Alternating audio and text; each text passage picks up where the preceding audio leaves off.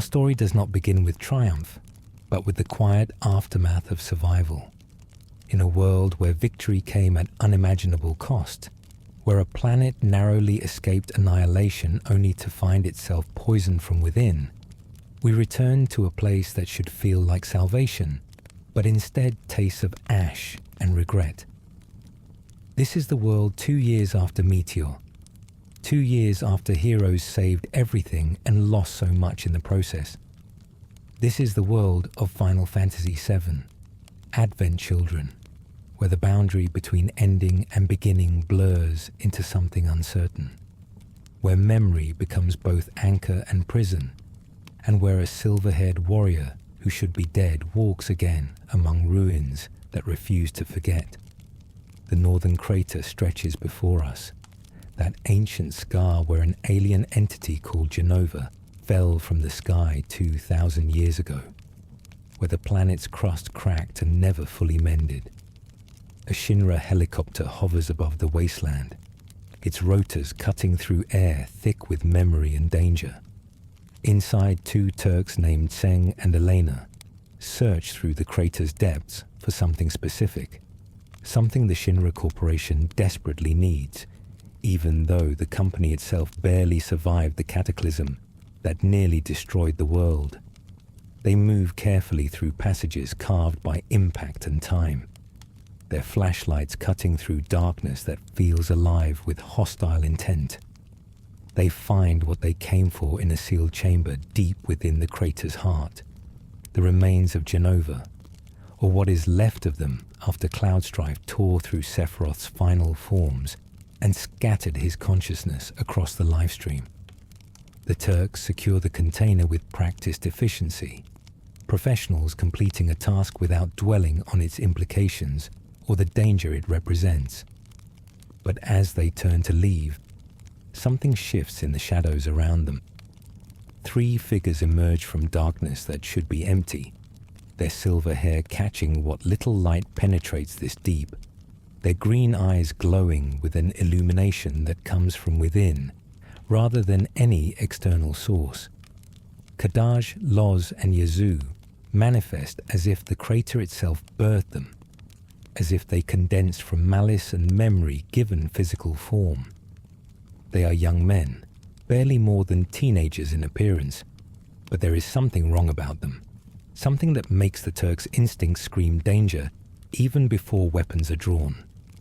The confrontation is brief and brutal.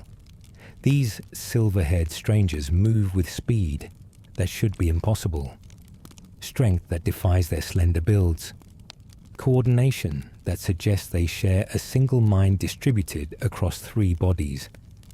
Tseng and Elena fight with all the skill that made them elite operatives of Shinra's most dangerous division, but it is not enough. They fall, injured but alive, left behind as the 3 strangers examine the chamber where Jenova's remains were stored. Kadaj, the leader, kneels where the container had been, his expression shifting between rage and grief. He speaks to his brothers, or to himself, or to something none of them can see, asking where Mother has gone, demanding to know why she has been taken from them. Loz, the largest of the 3, stands ready for violence, his hands flexing as if eager to crush something. When he speaks, there is a strange quality to his voice, almost childlike beneath the menace, confusion mixing with cruelty in ways that make him unpredictable.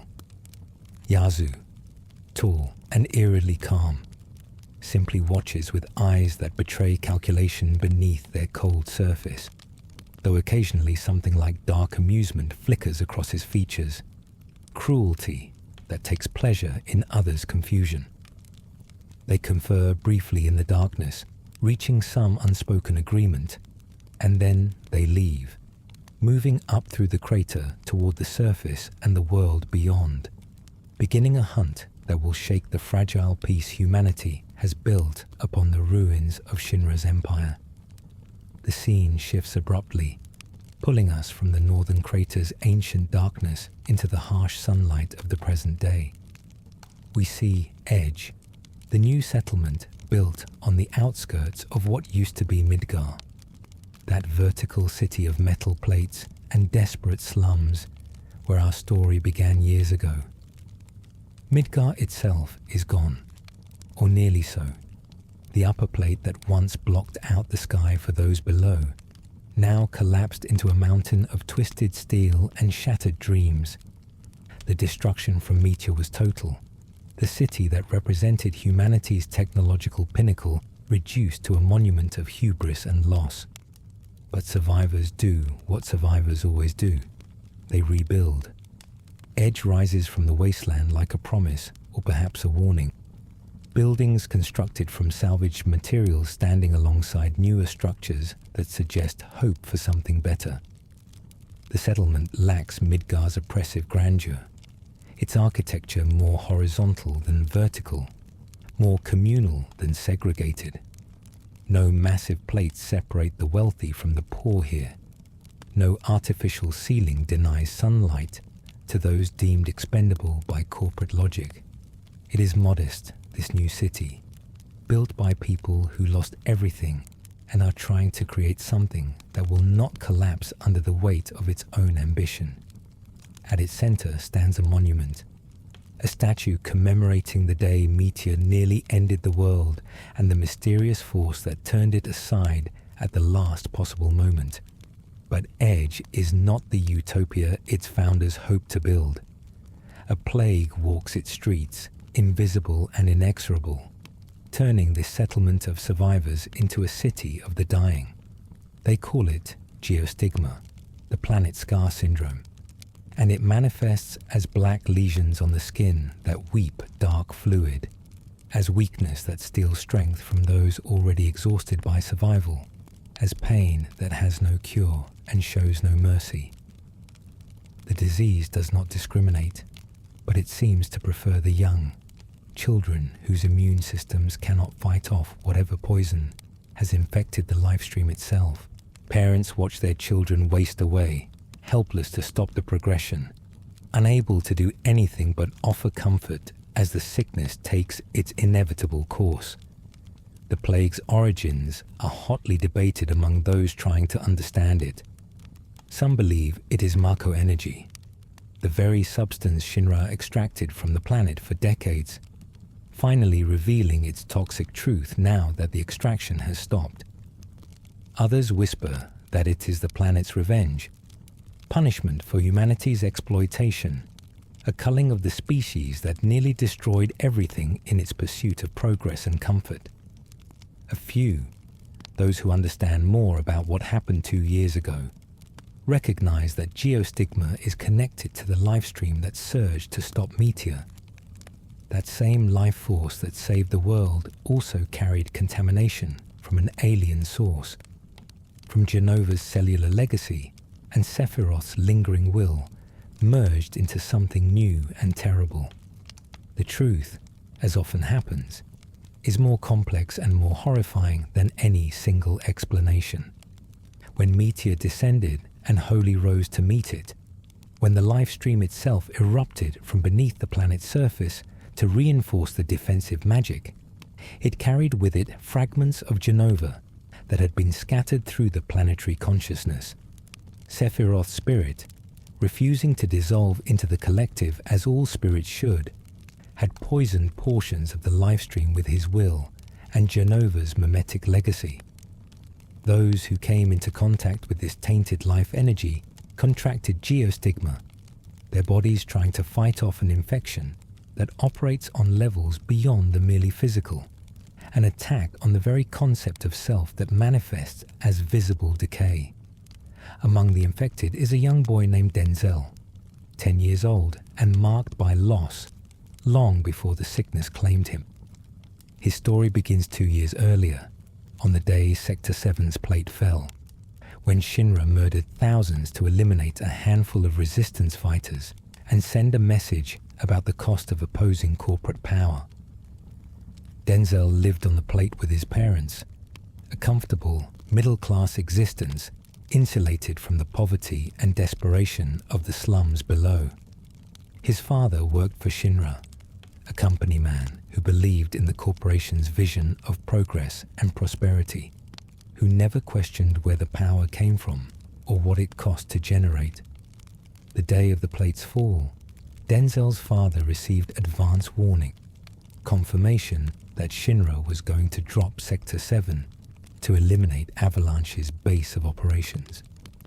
He rushed home to collect his wife and son, to evacuate before the demolition turned their home into a tomb.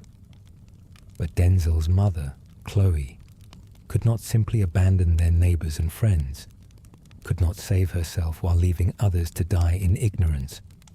She ran to warn people, to give them a chance to escape, and Denzel's father went after her, leaving their son in the care of Shinra soldiers with promises that they would be reunited once everyone was safe. Denzel never saw his parents again.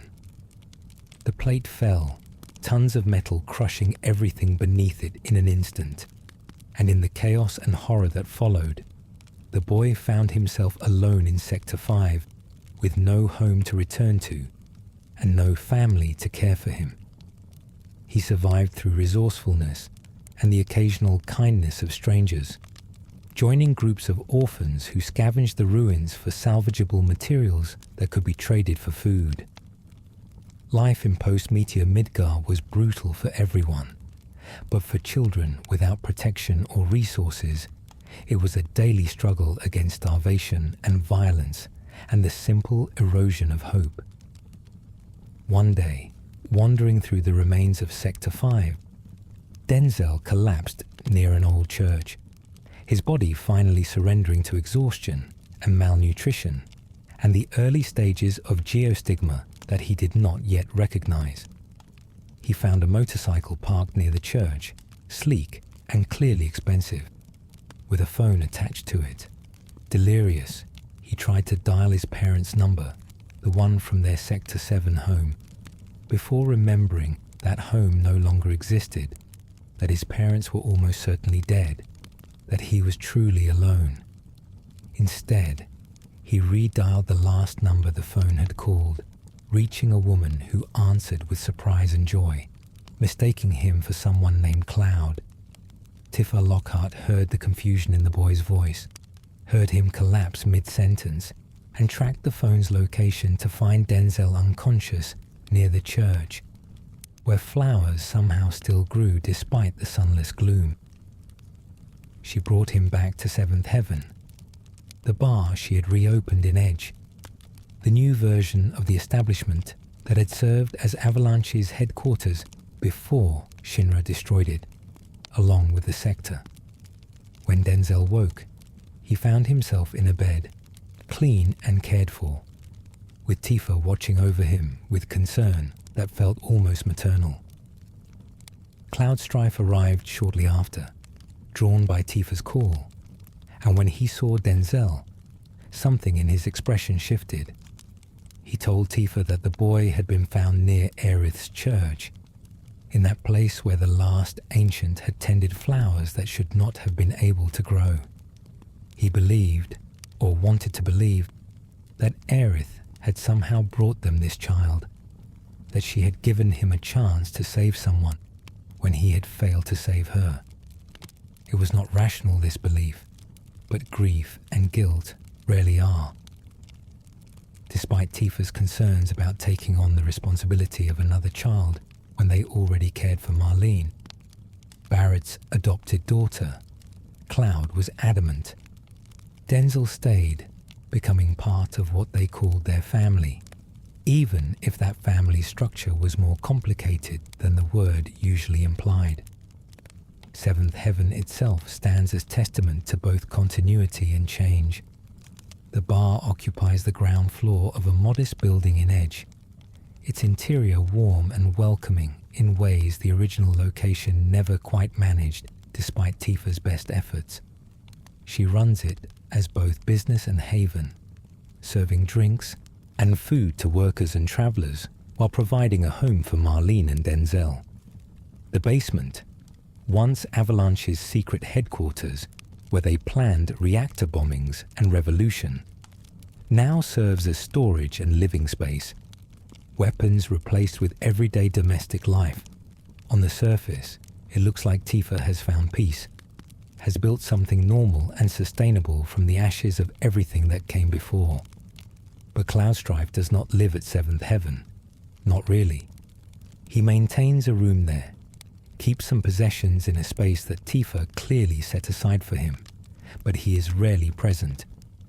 Instead, he runs a delivery service called Strife Delivery Service, using the motorcycle he acquired during their escape from Shinra headquarters to transport packages and messages across the wasteland between Edge and other settlements. The work keeps him moving, keeps him away from the community he helped save, keeps him isolated from the people who care about him and the life he might have built if he could forgive himself for sins both real and imagined. His isolation is not merely physical, but psychological. A withdrawal into himself that everyone around him can see, but no one seems able to penetrate. Cloud speaks little, his response is curt, and his demeanor cold in ways that contrast sharply with the person he became during the journey to stop Sephiroth. That Cloud, the one who finally accepted his true identity and fought alongside his friends with genuine connection and purpose, seems to have retreated again, replaced by someone going through motions of living without actually being present for life. He takes calls for deliveries, he makes his runs, he returns for supplies and brief check-ins, and then he leaves again, chasing something or running from something, perhaps both. The disease marks him as well.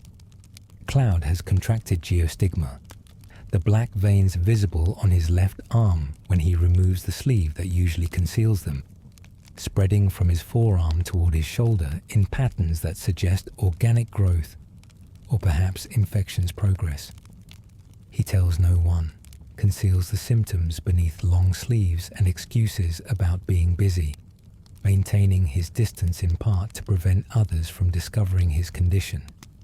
The pain is manageable, or at least he makes it appear so, though close observers might notice him favoring his left arm, might catch moments where he pauses as if gathering strength to continue. His true residence, the place where he truly lives rather than merely staying, is Aerith's church in Sector 5. The building somehow survived Meteor's destruction, its roof partially collapsed, but its walls intact. The flower bed where Aerith once tended her garden still growing despite the ruins surrounding it. Sunlight reaches this place through holes in the plate above, creating islands of illumination in the perpetual twilight of the Undercity. Cloud has claimed a corner of the church as his own, spreading a sleeping bag on the floor, surrounding himself with the memory of the woman he could not save and the guilt that he carries like a physical weight. Tifa knows where he goes, knows about the church, even if she does not fully understand why he chooses to live there rather than with her and the children. She makes calls to his phone that go unanswered, leaves messages that receive no response, watches the log of missed calls grow longer as days turn to weeks, turn to months. When Denzel accidentally dials Cloud's number, Tifa's greeting carries surprise that speaks volumes. "Cloud, what a surprise. You never call." The brightness in her voice cannot quite mask the hurt underneath, the frustration of watching someone she cares about retreat into himself, while she stands helpless to pull him back. The dynamic between them has shifted from what it was during their journey, from the partnership they formed while fighting Shinra and Sephiroth, to something more strained and uncertain. Tifa runs the bar and cares for the children with capability that suggests she has always been suited for this kind of domestic stability. She creates routines and structure, provides comfort and consistency, builds the kind of normal life that should be satisfying after years of chaos and violence.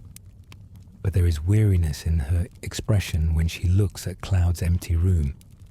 resignation in her voice when she explains his absence to children who ask when he will be home. Cloud's withdrawal is not cruelty, but something more complex, a mixture of guilt and fear, and the persistent belief that he does not deserve the peace others have found. He failed to save Aerith, the woman whose death continues to haunt him with visions and regrets. He could not prevent Geostigma, could not stop this plague that kills children like Denzel despite all his strength and skill. The world needed a hero, and what it got was him. Someone broken and remade so many times that he no longer trusts the person wearing his face. How can he return to seventh heaven? How can he pretend to be part of a family when everything he touches seems to decay and everyone he tries to protect ends up lost? The children do not understand the complexity of adult guilt, but they feel the absence nonetheless. Denzel looks up to Cloud, sees in him the strength and capability that the boy desperately wishes he possessed.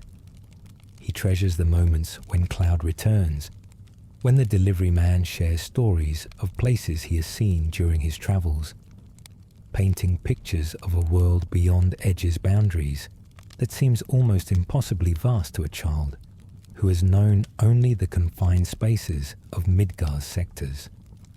Marlene, younger than Denzel, simply misses the man she has come to view as a part of their family, asking Tifa when Cloud will come home with the persistence of someone too young to accept evasive answers. The other members of Avalanche have scattered to pursue their own paths in this post-meteor world.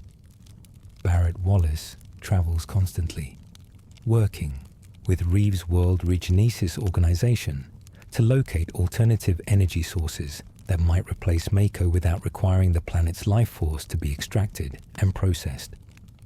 He leaves Marlene in Tifa's care, not because he does not love his daughter, but because he recognizes that his work requires constant travel to dangerous locations, that she is safer and better cared for in Edge than trailing behind him through wastelands and ruins. He calls when he can, sends money and messages, but his physical presence is rare, his relationship with Marlene maintained through distance rather than proximity. Sid Highwind has found purpose again, flying airships for the World Regenesis organization. His skills as pilot and engineer finally put to use in ways that matter. The dream of space exploration that Shinra took from him remains unfulfilled, but he has made peace with working at lower altitudes, ferrying supplies and personnel across a planet that needs rebuilding more than it needs to reach the stars. He speaks to Cloud occasionally when their paths cross. Gruff conversations between men who share history but not intimacy. Acknowledgements of continued existence without the vulnerability of actual connection. Vincent Valentine has returned to solitude, splitting time between his mansion home in Nibelheim and the sleeping forest near the forgotten capital. Choosing isolation that mirrors Cloud's but comes from different origins. Vincent's withdrawal is ancient and earned, the result of decades imprisoned in a coffin due to Shinra's experiments. The weight of being unable to stop Lucretia from participating in the creation of Sephiroth, of being transformed into something partially inhuman as punishment for trying to interfere. He understands guilt as a constant companion rather than a temporary condition, and perhaps that is why he occasionally appears at moments when Cloud most needs perspective from someone who has walked similar paths. Yuffie has returned to Wutai, that nation which maintained precarious independence from Shinra through strategic isolation and carefully managed diplomacy. What she does there remains unknown to the others, her life in her homeland separate from the bonds forged during their journey. Reeve, revealed as the person behind Kate Sith's remote-controlled body, now heads the World Regenesis organization openly, working to create a better world from the ruins of Shinra's empire. attempting to make amends for his role in the corporation's crimes by dedicating the remainder of his life to reconstruction and reparation. Rufus Shinra, the son who inherited his father's empire only to see it collapse, has also survived, though rumors of his death during the weapon attack on Shinra headquarters were deliberately encouraged. He convalesces at a place called Healing Lodge, remote and isolated, his body ravaged by geostigma that manifests most visibly on his hands and face. The Turks remain with him, Reno and Rude and others, their loyalty to the man rather than the defunct corporation he nominally still leads. Rufus has plans, schemes that involve the same. Jenova remains his Turks recovered from the northern crater, but his capabilities are limited by illness and the reduced circumstances of an organization that once controlled governments, now reduced to operating from a single facility. Into this fragile equilibrium of survivors trying to build new lives while haunted by old wounds, the silver-haired strangers emerge like a wound reopening. Kadaj, Loz, and Yazoo arrive in Edge riding motorcycles that match their black leather aesthetic, moving through the settlement with purpose that feels predatory despite their apparent youth. They are called the Remnants, though few know what that title means. Physical manifestations of Sephiroth's surviving will, fragments of his consciousness given form through mechanisms that operate beyond normal physical laws. Each represents an aspect of what Sephiroth was or became. Kadaj embodies cruelty and hatred, the rage that drove Sephiroth to burn Nibelheim and attempt planetary genocide. He serves as leader of the three, his charisma and intelligence directing their efforts toward goals he pursues with obsessive focus.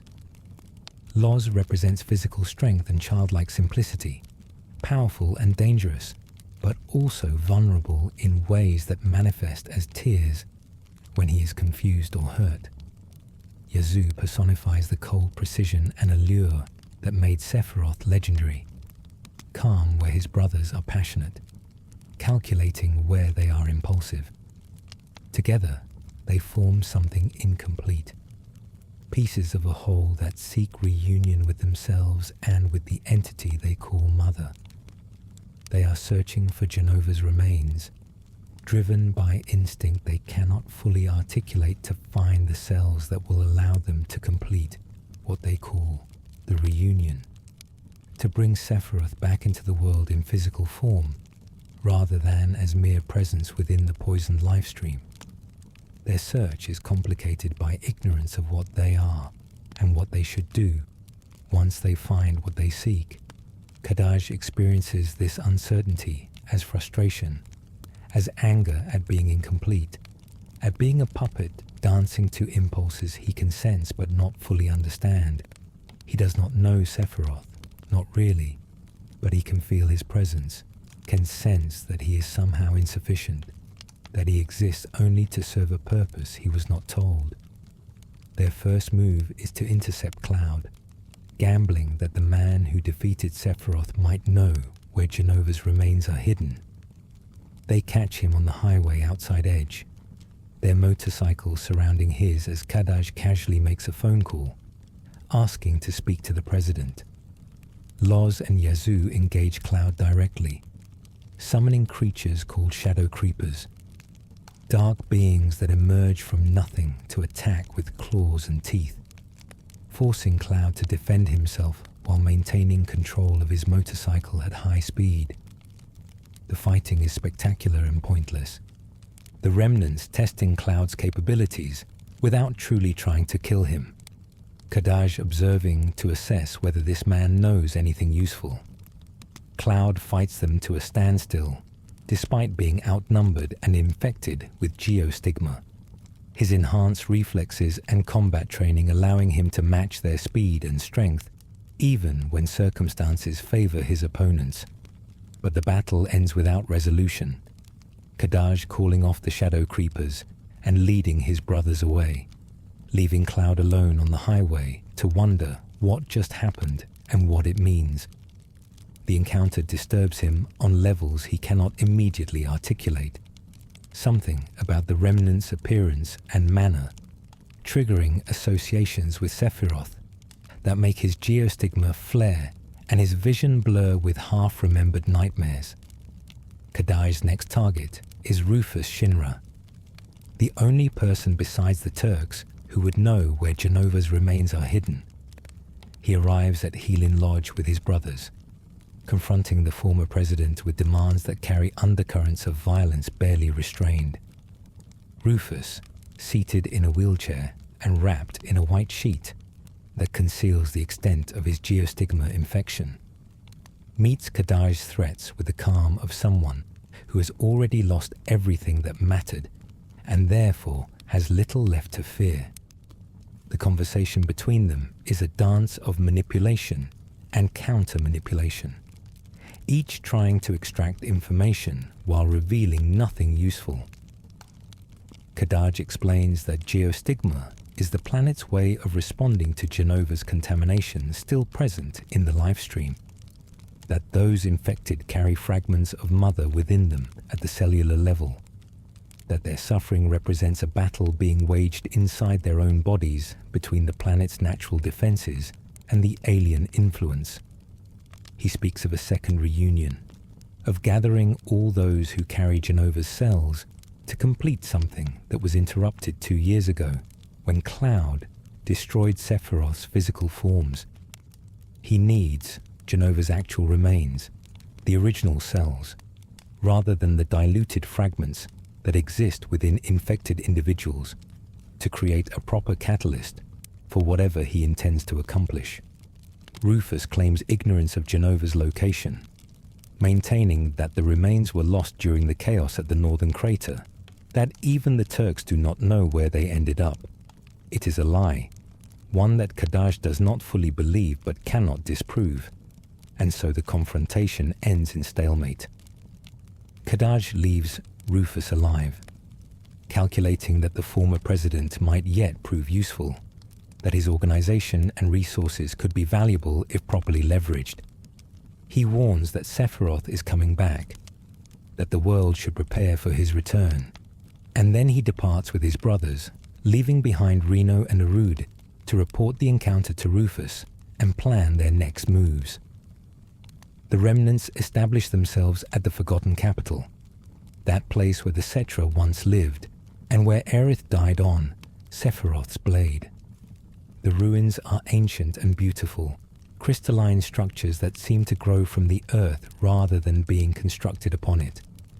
Buildings that predate human civilization and carry memory in their very substance. Kadaj chooses this location for symbolic and practical reasons, its isolation providing security, while its connection to both the Cetra and Aerith's death creates a kind of thematic resonance that appeals to something in his incomplete understanding of his own nature. They begin recruiting children afflicted with geostigma, luring them with promises of a cure for the disease that slowly kills them. The pitch is simple and compelling. Come to the Forgotten Capital, drink the water we will provide, and be healed of the sickness that marks you for death. To children watching their friends waste away, to parents desperate to save their sons and daughters, the offer is irresistible despite suspicions about the strangers making it. Yazoo travels through Edge and beyond, speaking softly to infected children, telling them that someone cares, that there is hope, that they need only come with him to find relief from pain that has no other cure. Denzel hears these promises and is tempted despite warnings, despite the suspicion that something feels wrong about the silver-haired men and their too good to be true claims. His geostigma has progressed to the point where pain is constant, where he can feel his strength ebbing day by day, where the idea of a cure becomes more important than questions about who offers it or why. He does not tell Tifa or Marlene about the men or their promises, some combination of pride and desperation keeping him silent about something he knows would worry them and might prevent him from pursuing this potential salvation. At Seventh Heaven, Tifa tries to maintain normalcy while watching both Cloud and Denzel struggle with conditions she cannot fix and guilt she did not earn. She keeps the bar running, serves customers with a smile that does not quite reach her eyes, cares for Marlene with patience and love that the girl returns without complication. But at night, when the bar is closed and the children are asleep, she sits alone in Cloud's empty room, looking at his belongings, wondering when he will return and if he will ever truly come back in the sense that matters, not just physically present, but emotionally available. The phone call comes from Rufus Shinra, routed through the Turks, asking Tifa to arrange a meeting with Cloud. The former president wants to discuss the situation with the remnants, to propose an alliance against the threat they represent, to share information and resources toward a common goal of preventing whatever Kadaj and his brothers are planning. Tifa relays the message when Cloud makes one of his infrequent returns to Seventh Heaven, and despite his reluctance to become involved in conflicts that feel too much like the battles he thought he had left behind, he agrees to meet with Rufus. The meeting takes place at Heelin Lodge, with Cloud arriving alone on his motorcycle, pulling up to the isolated facility where Rufus maintains his reduced operations. The Turks greet him with professional courtesy that borders on warmth, Reno in particular treating the encounter like a reunion with an old rival, rather than a business discussion between former enemies.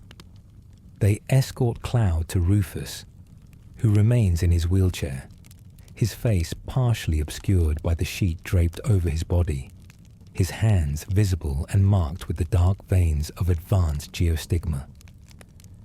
Rufus makes his pitch with the straightforwardness of someone who recognizes that elaborate deception would be pointless. The remnants are searching for Jenova's remains, and if they find them, they will use them to resurrect Sephiroth in some form. The specifics are unclear, but the general threat is obvious. Sephiroth nearly destroyed the world once, and there is no reason to believe his second attempt would be less catastrophic. Rufus proposes cooperation, combining Cloud's combat capabilities with Shinra's information network and resources to locate the remnants and stop them before they can complete their plan. Cloud listens without comment, his expression unreadable behind the dark goggles that conceal his eyes. When Rufus finishes, Cloud's response is brief and definitive. He is not interested in fighting wars anymore, not interested in saving the world again, not interested in becoming involved in conflicts between Shinra and its enemies. He has a delivery service to run, a life that is simple and self-contained, and he intends to keep it that way regardless of what threats might be gathering. The refusal is not born of cowardice, but exhaustion, the sense that he has given everything he had to give, and there is nothing left to sacrifice for causes that never seem to end. He leaves Heelin Lodge without further discussion, rejecting Rufus's offer and the implications that come with it, choosing instead to return to his roots and his isolation, and the church where Aerith's memory offers more comfort than any living person seems able to provide. But the world has never cared much for individual choices to remain uninvolved, and events are already in motion that will not pause simply because Cloud Strife wants to be left alone. The remnants continue their recruitment of infected children, their numbers growing as more families succumb to desperate hope, and among those who join them is Denzel, lured by promises of healing and the appeal of belonging to something that acknowledges his suffering. The confrontation comes suddenly and without warning. Loz tracks Marlene and Tifa to Aerith's church, where they have gone searching for Cloud, hoping to find him at the place where he has been living. Loz is childlike in his approach, almost playful despite the threat he represents. treating the encounter like a game even as he demonstrates capabilities that make him extraordinarily dangerous. He attacks not with killing intent, but with the casual cruelty of someone pulling wings off insects, curious about what will happen, untroubled by the pain he causes in the process of satisfying that curiosity. Tifa fights back with all the martial arts skills she has cultivated since childhood.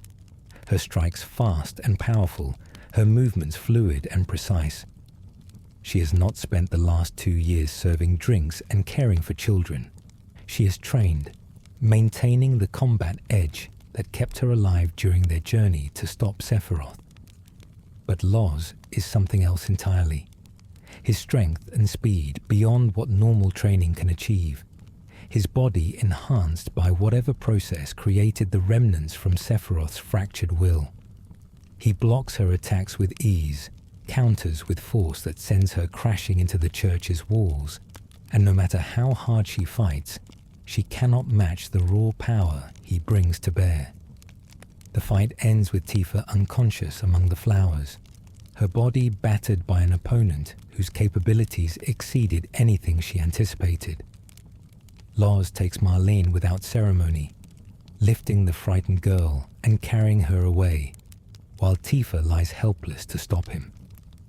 Tears stream down his face as he does this, not from remorse, but from some confused emotional response he cannot articulate. Pain and satisfaction mixing in expression that suggests his mind operates on frequencies normal people cannot access.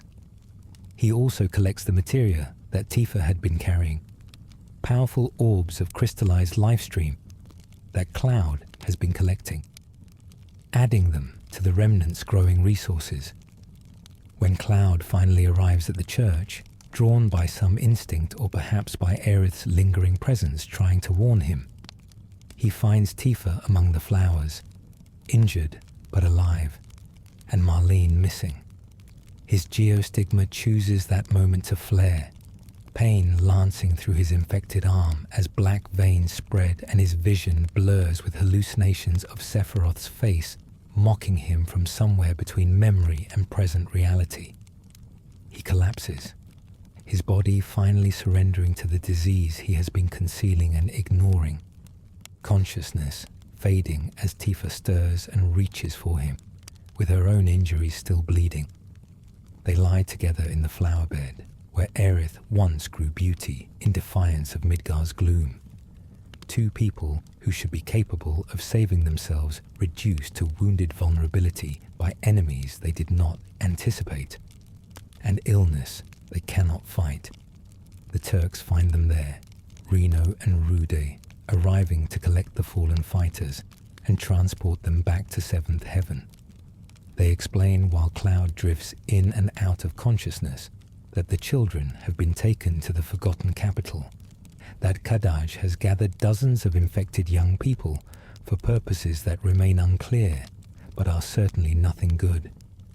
Tifa, recovered enough to speak, demands that Cloud pull himself together, that he stop withdrawing into guilt and isolation, that he remember who he is and what he has fought for.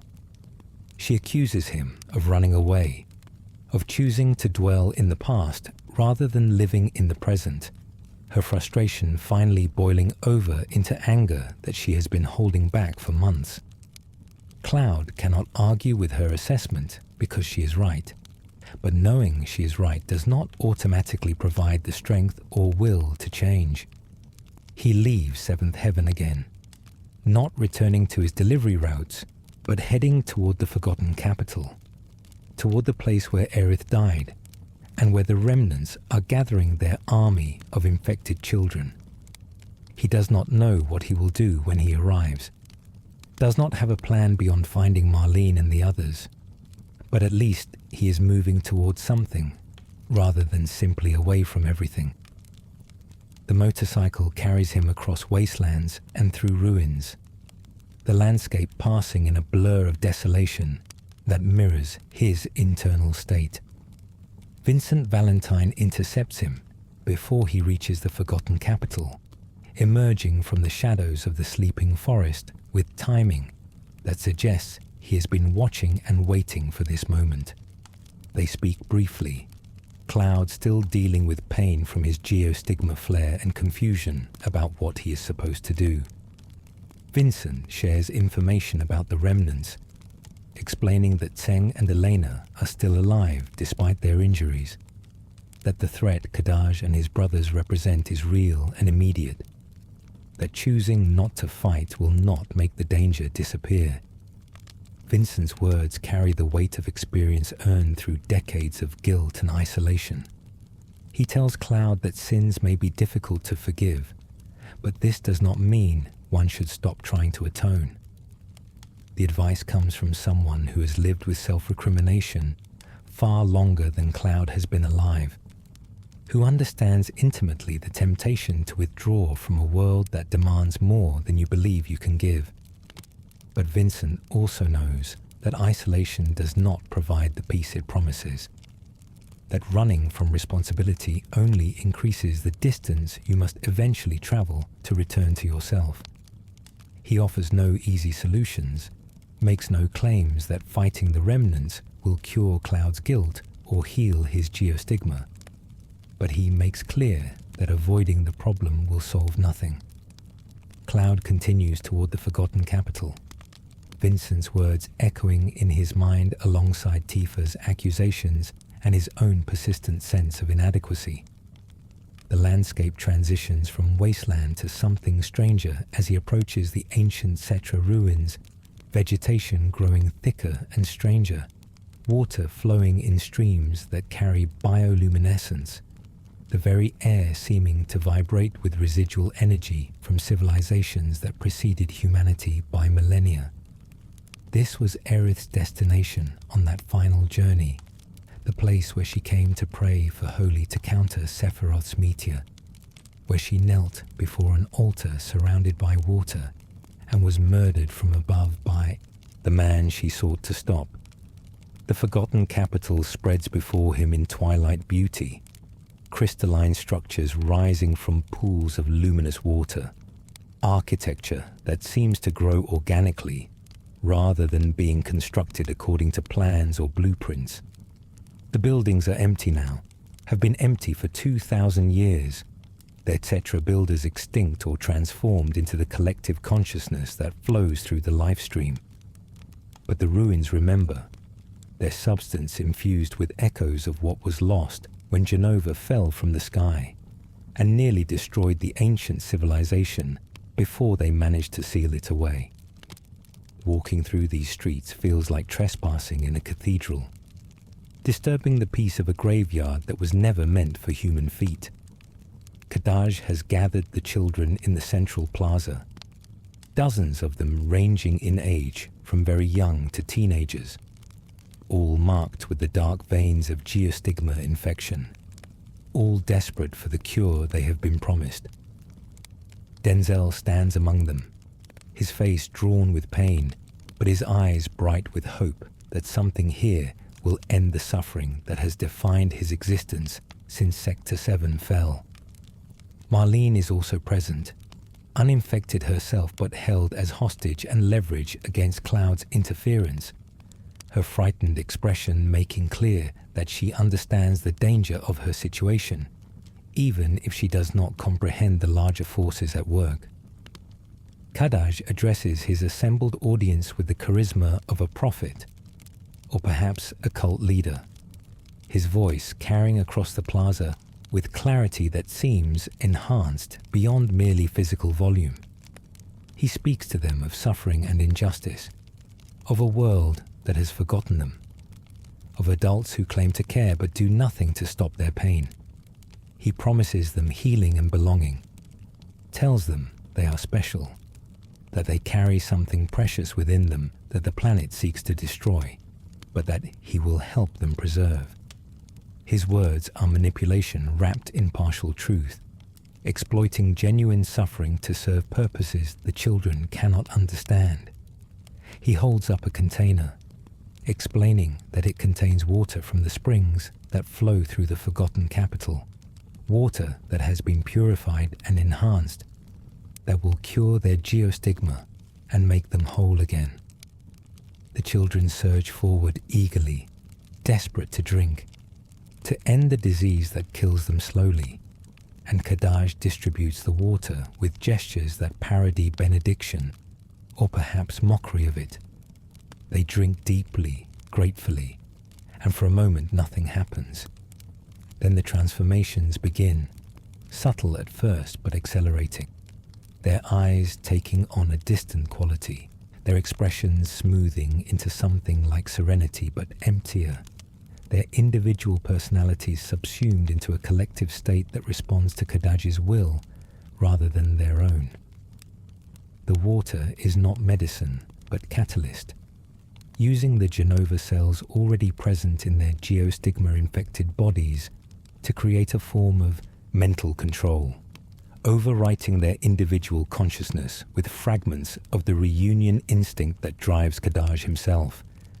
They become extensions of his will, a small army of children who will serve his purposes without question or resistance, their bodies and minds hijacked by the alien mimetic legacy that Sephiroth spread through the livestream when he attempted his ascension. It is violation on a fundamental level, theft of selfhood that makes even killing seem merciful by comparison. Cloud arrives to witness this atrocity in progress, sees Denzel and Marlene among the children being transformed into something less than what they were. He moves to intervene, but his body betrays him, Geostigma flaring again with intensity that drives him to his knees, his infected arm burning as if the flesh itself is trying to tear away from bone.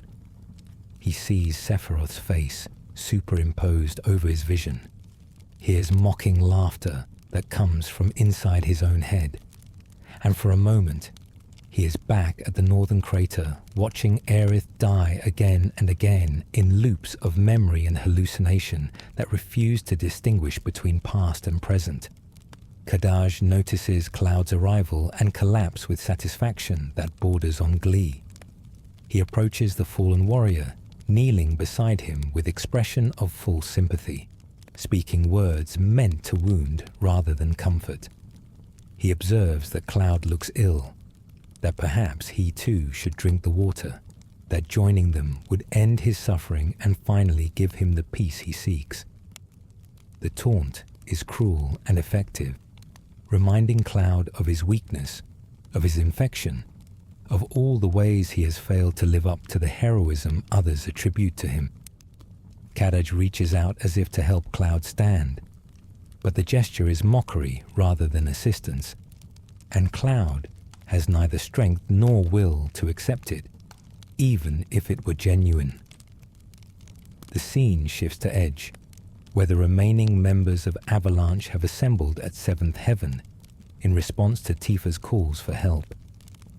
Barrett has returned from his travels, his mechanical gun arm ready for action, his voice booming with determination to rescue the children and eliminate whatever threat the remnants represent. Sid arrives in his airship, the Sierra, its engines roaring as it settles near the settlement, the pilot eager to contribute his skills to the mission. Yuffie appears from Wutai, having heard rumors of the situation and deciding that her friends need her despite the distance and danger involved. Red 13, or Nanaki as he now prefers, arrives from Cosmo Canyon, his intelligent eyes assessing the situation with the measured calm that comes from his species' long-lived perspective. Tifa briefs them on everything that has happened, explaining about the remnants and their search for Jenova, about the children being taken to the Forgotten Capital, about Cloud's condition and his departure to confront the threat alone. The group's reaction is mixed frustration and determination, anger at Cloud for isolating himself combined with resolve to support him regardless of his foolish choices. They understand that whatever is happening at the Forgotten Capital connects to Sephiroth somehow, that the nightmare they thought they ended 2 years ago is resurfacing in new form, and that allowing it to progress unchallenged would betray everything Aerith died to protect. They prepare to depart for the Forgotten Capital, gathering weapons and materia, making plans for assault on a position they know little about against enemies whose capabilities remain largely unknown. But before they can leave, a new threat manifests directly above Edge itself. The sky darkens with shadow that has no natural source, and from that shadow emerges a creature of terrible majesty and power, Bahamut Sin. A summon entity of devastating capability materializes above the settlement with wings that span hundreds of feet, its body crackling with energy that distorts the air around it, its roar shaking buildings and sending civilians fleeing in panic. The summon's appearance is Kadaj's doing, his manipulation of materia that Loz stole from Tifa, allowing him to call forth this creature as distraction and punishment, to occupy Cloud's allies while he completes his plans at the Forgotten Capital without interference. Bahamut Sin descends toward Edge with clear intent to destroy, its massive claws reaching for buildings, its energy attacks blasting through structures and sending rubble cascading into streets still crowded with people trying to evacuate. The creature is not mindless, but directed, targeting areas with precision that suggest intelligence guiding its assault, maximizing casualties and damage with each attack. Avalanche engages immediately, spreading across the battlefield to draw Bahamut Sin's attention and create openings for effective counterattacks. Barrett unleashes torrents of gunfire from his mechanical arm, the bullets striking the summon's scales with impacts that sound like hammers on anvils, doing little visible damage, but succeeding in drawing its attention. Sid strikes from above, his spear techniques adapted for aerial combat, launching himself at the creature's wings with reckless courage that borders on madness. Red 13 attacks from ground level, his speed and agility allowing him to dart beneath Bahamut Sin's defenses, his claws and teeth seeking vulnerable points between armored plates. Yuffie employs her ninja techniques, throwing massive shuriken that arc through the air with precision that seems impossible given their size and weight. Each strike aimed at joints and weak points where armor coverage is necessarily thinner. Tifa channels all her frustration and determination into martial arts that push her enhanced body to its limits, her strikes carrying force that cracks the summoned scales, even though each impact sends shockwaves through her arms that threaten to break bones.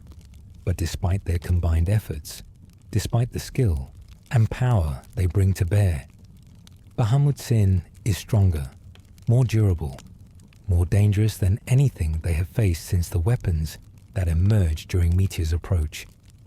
The creature gathers energy for its ultimate attack, power condensing in its mouth as preparations for the Mega Flare technique that will incinerate everything within its considerable blast radius. The glow intensifies, reality itself seeming to strain under the weight of energy being compressed into destructive potential, and for a moment it appears certain that Edge will share Midgar's fate, reduced from settlement to crater by forces beyond human scale. Avalanche recognizes the danger, but lacks means to prevent it, their attacks unable to interrupt Bahamut Sin's charging sequence, their movement too slow to escape the blast radius before detonation occurs. Then Cloud arrives, his motorcycle roaring through Edge's streets at impossible speed, accelerating up the side of a collapsed building to launch himself and his bike into the air. He abandons the vehicle mid-flight, using it as a platform to propel himself higher, his body twisting through aerial acrobatics that should require wings or magic to accomplish. He draws his sword, that massive blade forged from multiple interlocking pieces that can separate and recombine, and strikes Bahamut Sin in mid-air with force that staggers the summon and disrupts its mega flare before the technique can be released. Cloud lands among his friends with impact that cracks the pavement beneath him, his arrival transforming the battle's dynamic through his mere presence. He has recovered somehow, his geostigma symptoms suppressed or overcome, his movements fluid and powerful in ways they have not been since before the plague marked him. The change is immediately visible to everyone present. Confusion about how he overcame an incurable disease mixing with relief that he is finally here, finally ready to fight alongside them again, rather than isolating himself in guilt and self-recrimination. The battle against Bahamut's sin becomes a demonstration of the teamwork that allowed them to defeat Sephiroth 2 years earlier, each member contributing their unique capabilities while supporting the others, creating openings and exploiting vulnerabilities in coordination that requires no discussion or planning. They have fought together so often that movement and strategy flow naturally, each person understanding their role and trusting the others to fulfill theirs. Barret provides suppressing fire that limits Bahamut Sin's movement options. Cid's aerial attacks force the summon to divide its attention between ground and sky.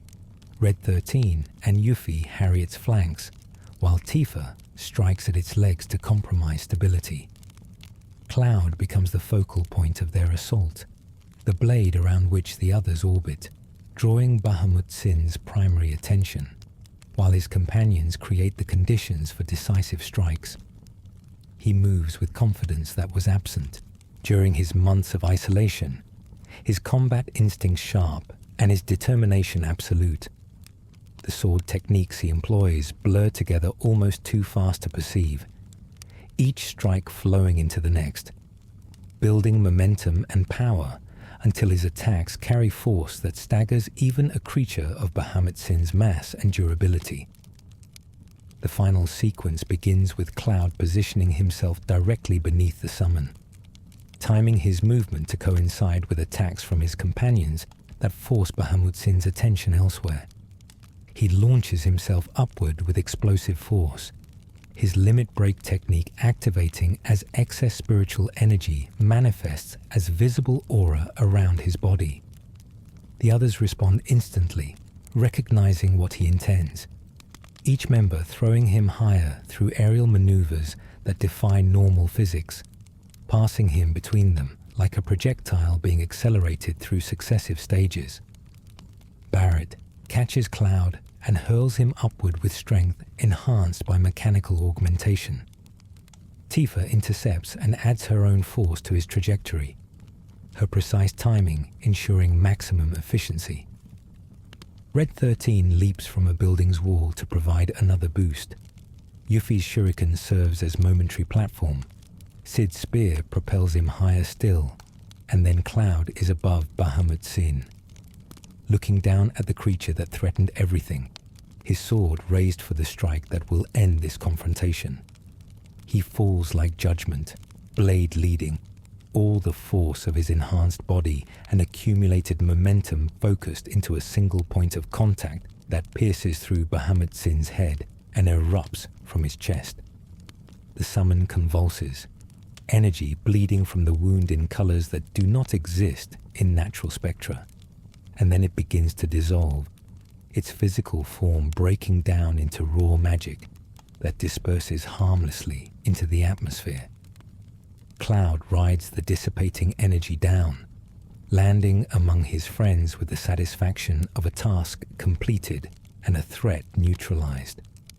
They gather around him, relief and joy evident in their expressions, and for a moment the weight of the past 2 years seems to lift, replaced by the simple pleasure of being together again, of remembering what they can accomplish when they stand united rather than isolated.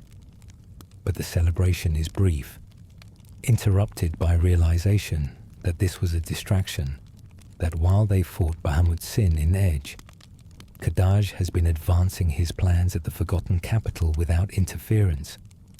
Cloud explains what he witnessed there, the children being drugged or controlled, Marlene and Denzel among them, and the group quickly reformulates their plans to include rescue of the captives, alongside stopping whatever the remnants intend to accomplish. They board the Sierra, Cid's airship, and set course for the forgotten capital with urgency that admits no delay. Cloud finds Tifa during the flight, their conversation occurring in a corner of the ship away from the others. Privacy for discussing things that have remained unspoken for too long. She asks how he recovered from the Geostigma flare that left him collapsed and helpless, and he explains what happened at the forgotten capital after she and the others left to fight Bahamut's sin. He returned to the pool where Aerith died, where her blood mixed with the water 2 years ago, and flowers grew despite the impossibility, and he saw her there. Not a hallucination or memory, but her actual presence, her consciousness manifesting from the live stream to speak with him one more time. Aerith told him that the Geostigma is not punishment or curse, but the planet's immune response to Jenova's mimetic contamination, that those infected are not being rejected, but protected from complete assimilation by the alien influence. The disease causes suffering not because the planet is cruel, but because the battle between life and anti-life occurs within infected bodies, cellular warfare that manifests as visible symptoms. She explained that the water of the forgotten capital carries traces of her healing magic, that immersing himself in it would strengthen his own spirit enough to resist the infection, to suppress Geostigma's symptoms, and allow his body to fight the contamination naturally.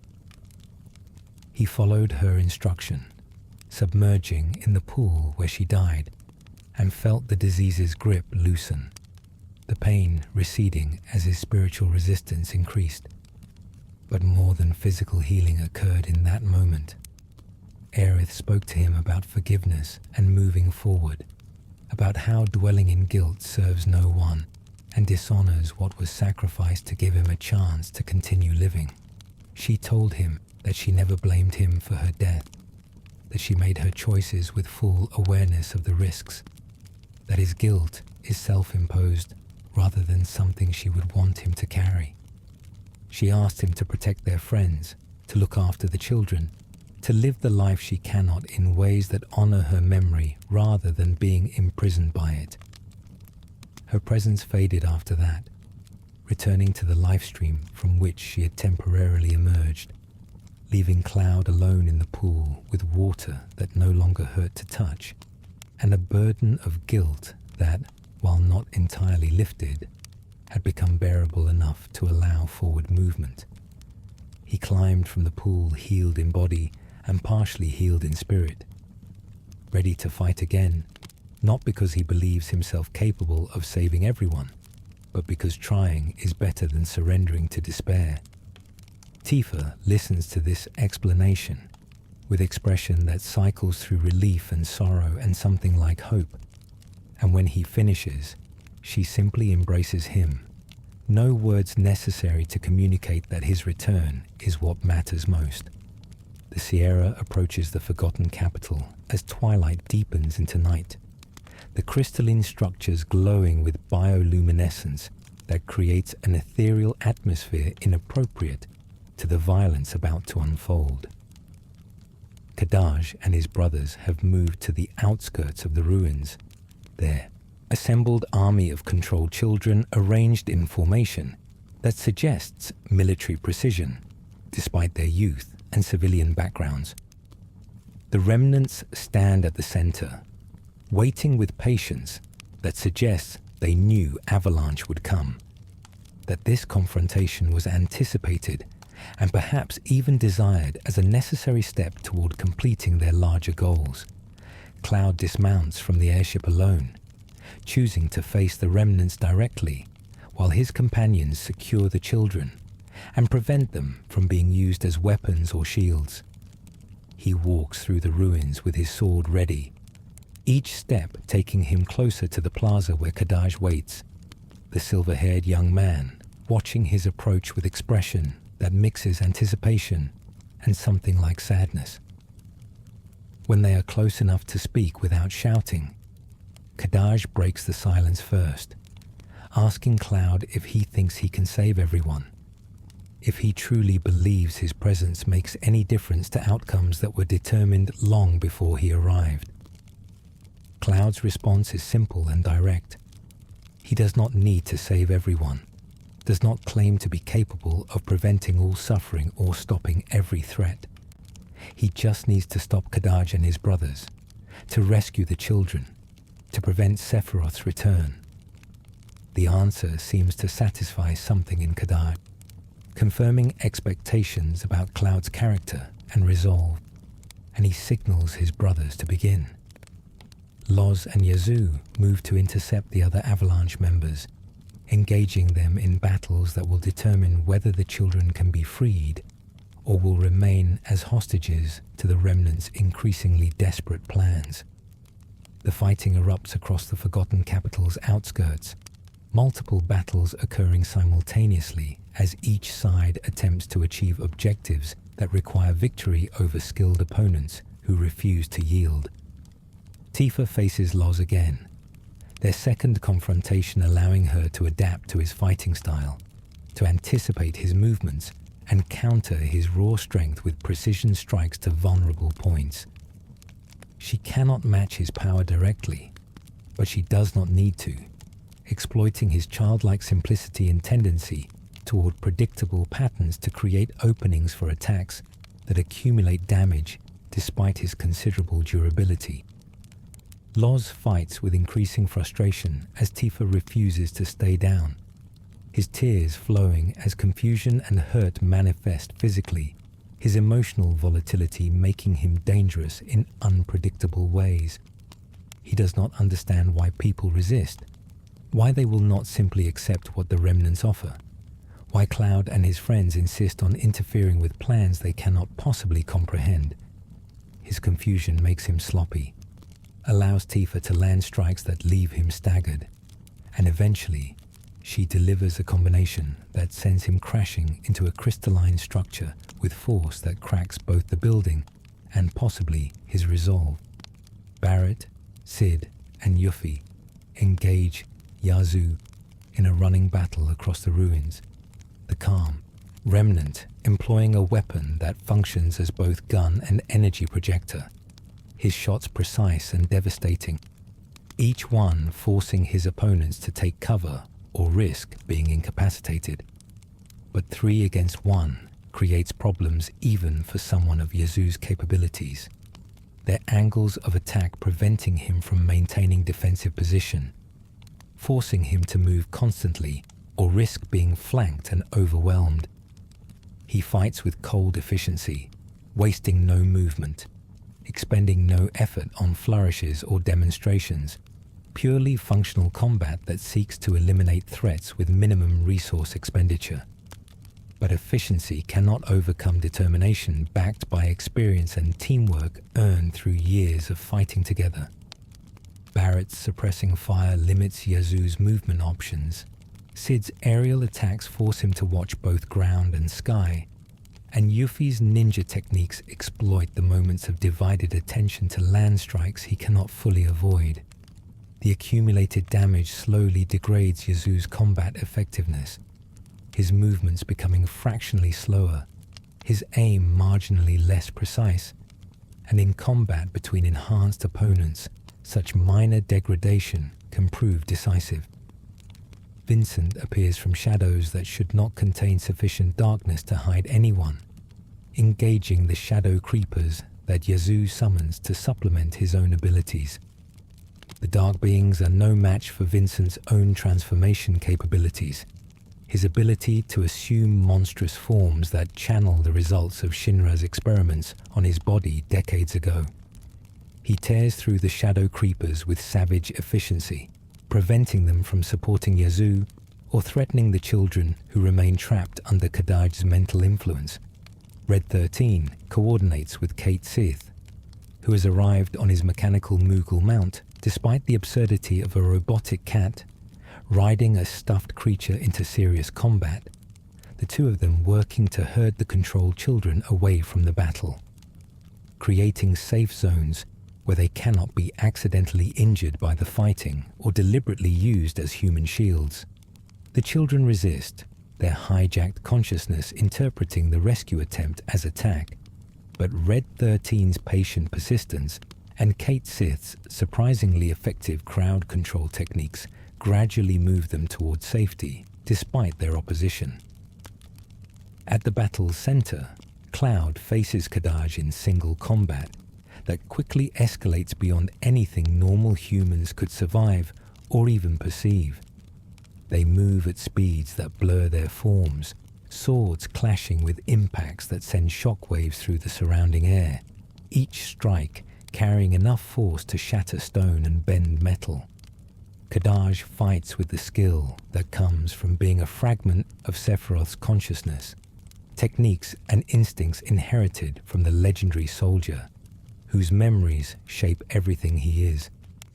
But Cloud has fought Sephiroth before, has studied those movements and learned to counter them, and he brings his own experience to bear against an opponent who possesses skill without the full context that would make it truly devastating. Their battle ranges across the ruins, destroying ancient structures that survived 2 millennia, only to fall during this confrontation between past and present, legacy and future. Kadaj taunts Cloud throughout, speaking about Mother, about the reunion, about how Cloud is fighting against inevitability, how Sephiroth's return cannot be prevented through mere combat prowess.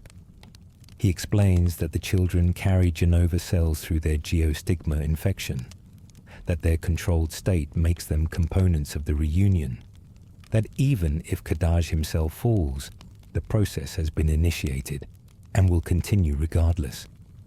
Cloud responds not with words but with escalating violence, his attacks growing more aggressive as Kadaj's revelations make clear how extensively the Remnant has prepared for this moment.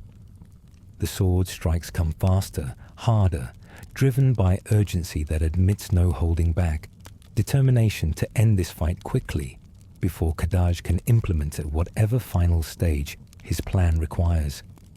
But Kadaj proves frustratingly difficult to put down permanently, his body possessing regenerative capabilities that allow recovery from wounds that should be immediately fatal. His connection to the tainted life stream, providing reserves of energy that seem inexhaustible. The confrontation reaches a turning point when Rufus Shinra appears unexpectedly, his wheelchair positioned on a structure overlooking the battle, the Turks flanking him with weapons ready, but not actively engaging. Kadaj notices the former president and breaks off his engagement with Cloud, his attention shifting to Rufus with intensity that suggests unfinished business. He demands again to know where Jenova's remains are hidden, his patience exhausted, his need for Mother overwhelming any tactical considerations that might suggest continuing his fight with Cloud is more immediately important. Rufus responds by standing from his wheelchair, the sheet falling away to reveal that he has been concealing something beneath it throughout this entire ordeal. The box he produces is ornate and clearly designed for containing something precious or dangerous, its seals suggesting that opening it carelessly would be inadvisable. He holds it up for Kadaj to see, confirming that yes, this contains what remains of Jenova, that Shinra has possessed them all along, that Rufus has been using them as bait to draw out the remnants and understand their plans before moving against them. Kadaj's expression transforms from triumph to rage as he realizes he has been manipulated, that Rufus has been controlling this situation far more effectively than the remnants suspected. But before Kadaj can act on his anger, Rufus tosses the box over the edge of the structure, hurling Jenova's remains toward the ground far below, where it will presumably be destroyed, or at least rendered inaccessible. The throw is a gamble, Rufus banking on the idea that Kadaj cannot both pursue the box and maintain control over his hostages and planned outcomes, that forcing him to choose will create opening for Cloud to end this confrontation decisively. The gamble fails spectacularly. Kadaj does not hesitate, diving over the edge after the box with single-minded focus that abandons all other considerations. He catches the container in midair, secures it against his body, and for a moment there is hope that the fall will kill him, or at least injure him severely enough to end the threat he represents. But Kadaj summons shadow creepers to arrest his descent, the dark beings forming a platform that allows him to land safely, and he stands in the ruins below holding Jenova's remains with expression of satisfaction that verges on ecstasy. He opens the box carefully, reverently, and inside are the partial remains of Jenova's head, preserved through methods that prevented complete decay, still carrying the alien entity's mimetic legacy concentrated in organic tissue that should not have survived 2 years of storage, but somehow did. Kadaj lifts the remains from the box, holds them close, and begins speaking to them as if Jenova can hear and respond. He calls her mother, begs her to help him become whole, asks her to end the incompleteness that has defined his brief existence since he manifested from Sephiroth's fractured will. The remains respond, or something within them responds, black energy erupting from the preserved tissue to envelop Kadaj in darkness that has texture and weight, that writhes like living things as it covers his body. He screams, though whether from pain or transformation or ecstasy remains unclear, his voice distorting as changes occur beneath the shroud of dark energy. Cloud watches from above, recognizing what is happening, understanding that he is witnessing the very thing all their efforts were meant to prevent, the resurrection they fought to stop now occurring despite everything they accomplished. The darkness disperses as suddenly as it manifested, scattering into fragments that dissolve against the ruins' bioluminescence. And where Kadaj stood, now stands someone else. The figure is taller, the body more developed, the features matured from boy to man in moments of impossible transformation. Silver hair flows longer now, reaching past his waist, and when the figure's eyes open, they glow with cold calculation that makes Kadaj's cruelty seem childish by comparison. He wears a long coat that was not present moments ago, leather black as void, and in his hand materializes a sword that needs no introduction to anyone who witnessed its use 2 years earlier. Sephiroth has returned, not as memory or hallucination, but as physical presence in the world, his consciousness pulled from the life stream through Kadaj's body and Jenova's remains, given form through mechanisms that defy normal understanding of death and resurrection. He looks around, the ruins with mild interest, taking in the assembled opposition with gaze that dismisses them as inconsequential. And then his attention settles on Cloud. Recognition sparks in his expression, not merely of identity but of history, of their previous confrontations, of unfinished business that transcends simple enmity into something more personal and consuming. Sephiroth speaks Cloud's name as greeting or perhaps acknowledgement of worthiness as opponent, his voice carrying tones that Kadaj's could only approximate. And then he moves. The speed is horrifying, covering the distance between them in time too brief to register, his Masamune blade sweeping toward Cloud's throat in strike designed to end the confrontation before it can properly begin. Cloud blocks purely on instinct, his own sword intercepting the blow at the last possible moment, and the impact sends shockwaves through his entire body, nearly tearing the weapon from his grip, despite enhanced strength that should make such disarmament impossible. They separate, circle each other with caution that acknowledges mutual capability and danger, and then they engage in earnest. The battle between Cloud, Strife and Sephiroth is not mere combat, but collision of philosophies and histories, unresolved trauma made physical through sword strikes that could level buildings. They fight across the ruins with speed that renders them nearly invisible, except at moments of contact, when their blades meet in explosions of force that crack stone and shatter crystal. Each combatant knows the other's techniques intimately. Cloud, from his constructed memories that borrowed from Zack, who actually fought alongside Sephiroth, and Sephiroth from his perfect recall of every encounter they have ever had, every weakness Cloud has ever displayed. The advantage shifts constantly as they test each other, neither able to secure decisive edge despite moments where victory seems within reach.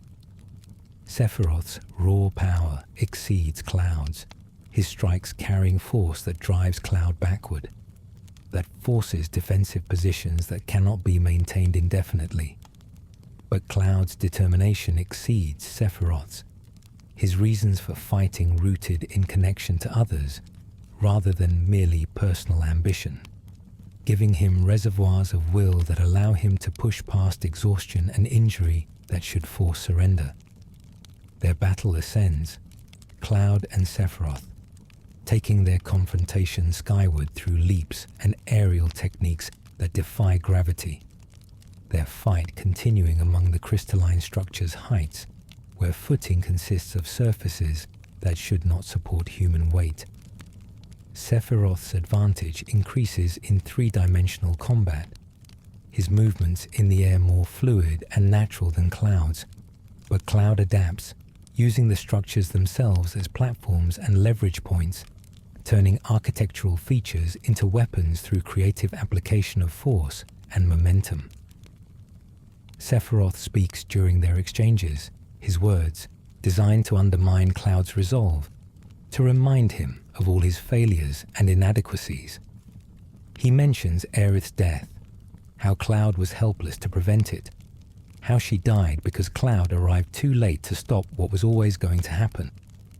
He speaks of Cloud's constructed identity, the borrowed memories and false sense of self that defined him for so long, suggesting that even now Cloud cannot be certain what is real about his own history and what remains fabrication born from trauma and desperation.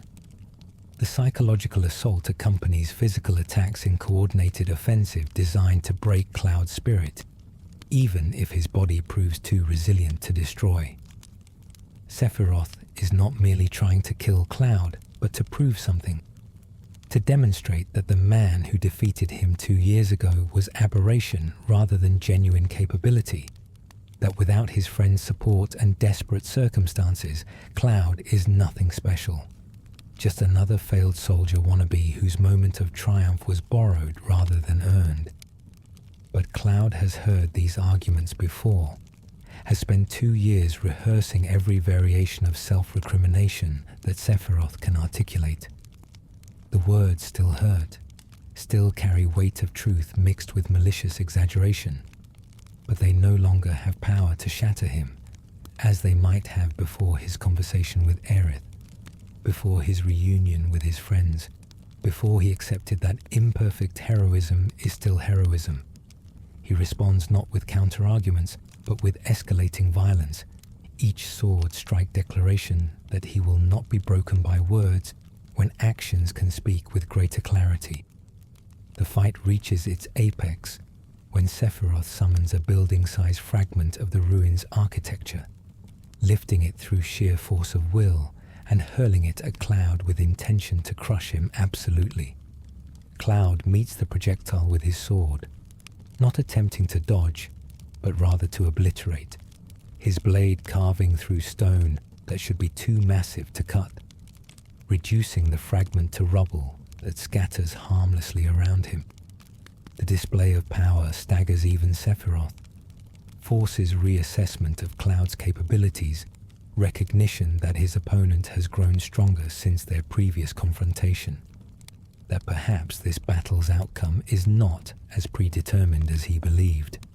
They clash again in the air, their swords meeting in a bind that neither can break through strength alone, suspended hundreds of feet above the ground, with nothing supporting them except mutual opposition and refusal to yield. Sephiroth's expression shows frustration for the first time, acknowledgement that Cloud has become troublesome in ways that transcend merely surviving long enough to be annoying. He withdraws slightly, gathers energy that manifests as visible distortion around his body, and unleashes his signature technique, the Octaslash, a series of 8 strikes delivered faster than perception can follow. Cloud's defense is inadequate, the technique overwhelming his ability to block or parry, multiple strikes connecting despite his enhanced reflexes. He falls from their aerial battlefield, his body plummeting toward the ground below, blood trailing from wounds across his chest and arms. Impact at terminal velocity should kill him instantly, but Tifa appears beneath his fall, catching him in a way that dissipates much of the momentum, her own body absorbing impact that would be fatal if endured alone. They crash together into rubble that provides marginally softer landing than bare stone, and for a moment Cloud lies stunned, his vision blurred and his body screaming protests against continued movement. Sephiroth descends leisurely, confident that victory has been secured, that Cloud is finished regardless of whether this specific encounter delivers a killing blow. He approaches the fallen warrior with Masamune ready to deliver final strike, the same downward thrust that killed Aerith 2 years ago, the technique that has become his signature execution method. But Cloud is not finished, not while breath remains and friends stand beside him. He forces himself upright, his body moving through sheer determination despite injuries that should render movement impossible. And he meets Sephiroth's descending blade with his own sword raised in desperate block. The impact drives him to his knees, Sephiroth's superior position and momentum creating advantage that physics cannot be denied. But Cloud holds, his arms trembling with effort, his face contorted with pain and exertion as he refuses to allow the Masamune to complete its killing arc. Sephiroth bears down with additional force, confident that Cloud's resistance is merely prolonging the inevitable, that strength will fail and death will follow as naturally as night follows day. His expression carries satisfaction mixed with disappointment, pleasure at victory tempered by recognition that this opponent was not as challenging as anticipated. Then Cloud's friends arrive, the other Avalanche members having dealt with Loz and Yazoo and secured the children, now free to support their companion in his most desperate moment. They do not attack Sephiroth directly, but instead lend their strength to Cloud, each placing hands on his shoulders or back, channeling their energy and determination into him through contact and shared resolve. The gesture is symbolic as much as practical. Affirmation that he does not face this threat alone, that his strength is multiplied by their presence and support, that together they can accomplish what no individual could manage in isolation. Cloud feels their support as tangible force, reserves of power and will flowing into him from sources outside himself, and he pushes back against Sephiroth's blade with renewed strength. The Masamune rises despite its wielder's efforts to force it down, Cloud standing fully upright with his friends behind him, their combined opposition creating force that even Sephiroth cannot overcome through mere physical superiority. The legendary warrior's expression shifts from satisfaction to surprise to something approaching respect or perhaps recognition that this battle's outcome remains uncertain despite all apparent advantages in his favor. Cloud breaks the blade lock with explosive surge of power that sends Sephiroth backward, creating space for counterattack that has been building throughout this entire confrontation. His limit break activates again, spiritual energy erupting around him in visible manifestation of will exceeding normal limits, and he launches into his ultimate technique. The Omni Slash begins with single devastating strike and continues through a sequence of attacks that blend together into continuous assault, each blow connecting before Sephiroth can recover from the previous one, building momentum and damage in geometric progression. The technique carries them across the battlefield in blur of motion. Cloud strikes coming from all angles and elevations, his sword separating into component pieces that attack independently before recombining for final devastating blow. Sephiroth attempts to mount defense, but finds himself overwhelmed by speed and ferocity that exceed anything Cloud has previously displayed. This ultimate expression of combat prowess, drawing on everything he has learned and everyone who has supported him to achieve something transcendent. The final strike of Omnislash connects with force that sends Sephiroth crashing through multiple crystalline structures, his body tearing through ancient architecture before finally coming to rest in crater of his own creation. Cloud lands heavily, exhausted by the technique's demands, barely able to stand as adrenaline and limit energy fade, leaving only pain and fatigue behind. He watches the dust settle around where Sephiroth fell, waiting to see if the legendary warrior will rise again, if this confrontation will continue beyond what seems like decisive conclusion. For long moments nothing moves, and Cloud allows himself to hope that perhaps this time the threat has been eliminated permanently, that Sephiroth's return was brief and his second defeat final. But Sephiroth rises from the rubble, more slowly than before, his movements lacking the effortless grace that characterized his earlier actions. Blood stains his coat, wounds visible across his body that would kill normal humans instantly, but merely inconvenience someone of his nature and origin. He regards Cloud with expression that has shifted from dismissive superiority to genuine acknowledgement of capability, recognition that his opponent has earned respect through skill and determination, rather than merely luck or circumstance. He speaks, his words carrying tones of finality, rather than continued challenge. He asks Cloud a question that sounds almost philosophical, almost genuine rather than merely rhetorical manipulation. He wants to know what Cloud cherishes most, what drives him to fight so desperately, what gives him strength to stand when logic and physical condition both suggest surrender would be more sensible. Is it pride, the refusal to accept defeat? Is it hatred, desire for revenge against the man who killed Aerith? Or is it something else entirely?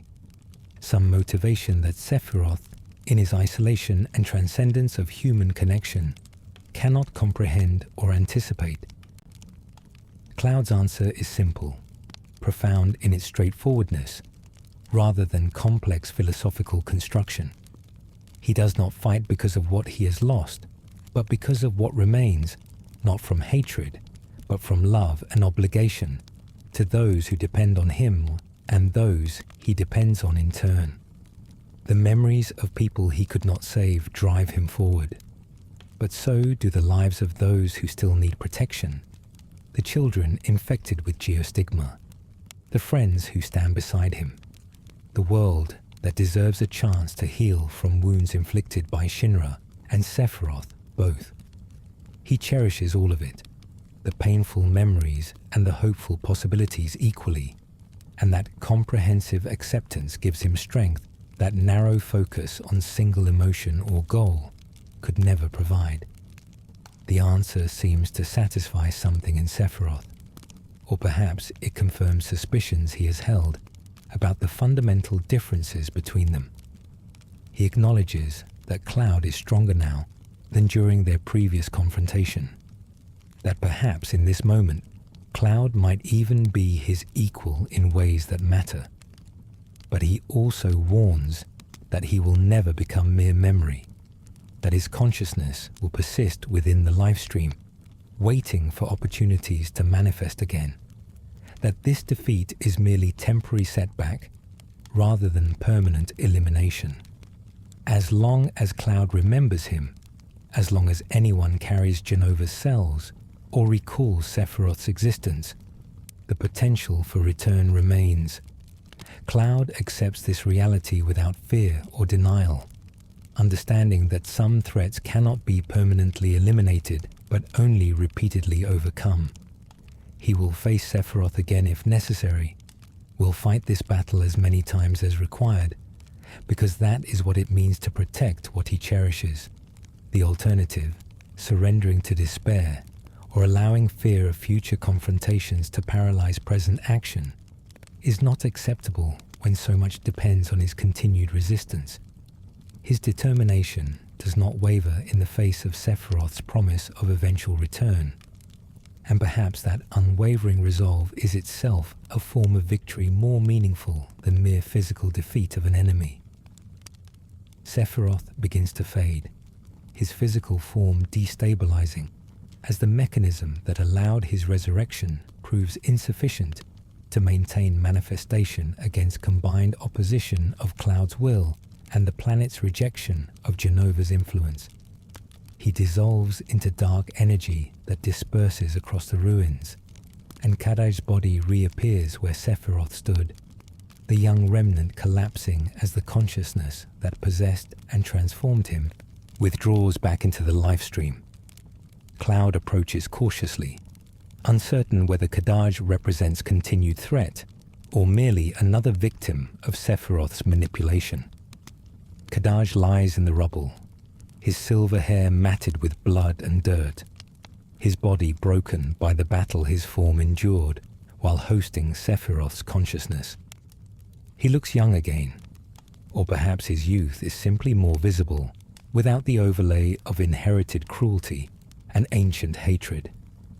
He speaks with difficulty, words coming in gasps between labored breaths, asking questions that suggest confusion about his own nature and purpose.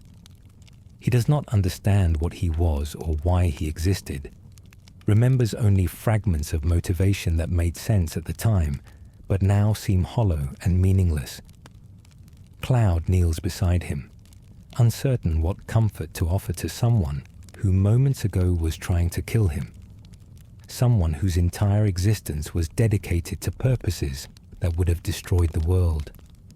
But Kadaj is dying, the damage from hosting Sephiroth's return proving fatal to his body, and Cloud cannot simply ignore suffering regardless of whose form contains it. He tells Kadaj that it is over now, that he does not need to struggle anymore against imperatives he never chose and could not resist. Kadaj asks about Mother, wondering where she went, if she abandoned him, if he failed in whatever he was supposed to accomplish. His voice carries the confusion of a child, rather than the focused cruelty of the warrior who gathered an army of infected children for his reunion. Cloud does not have answers that would satisfy Kadaj's questions, cannot explain in ways the dying remnant would comprehend that Mother was never what he believed, that Jenova was parasite rather than parent, that his entire existence was built on lies and manipulation by forces that cared nothing for him as individual. Rain begins to fall, gentle at first but rapidly intensifying, water falling from skies that have been clear throughout this entire confrontation.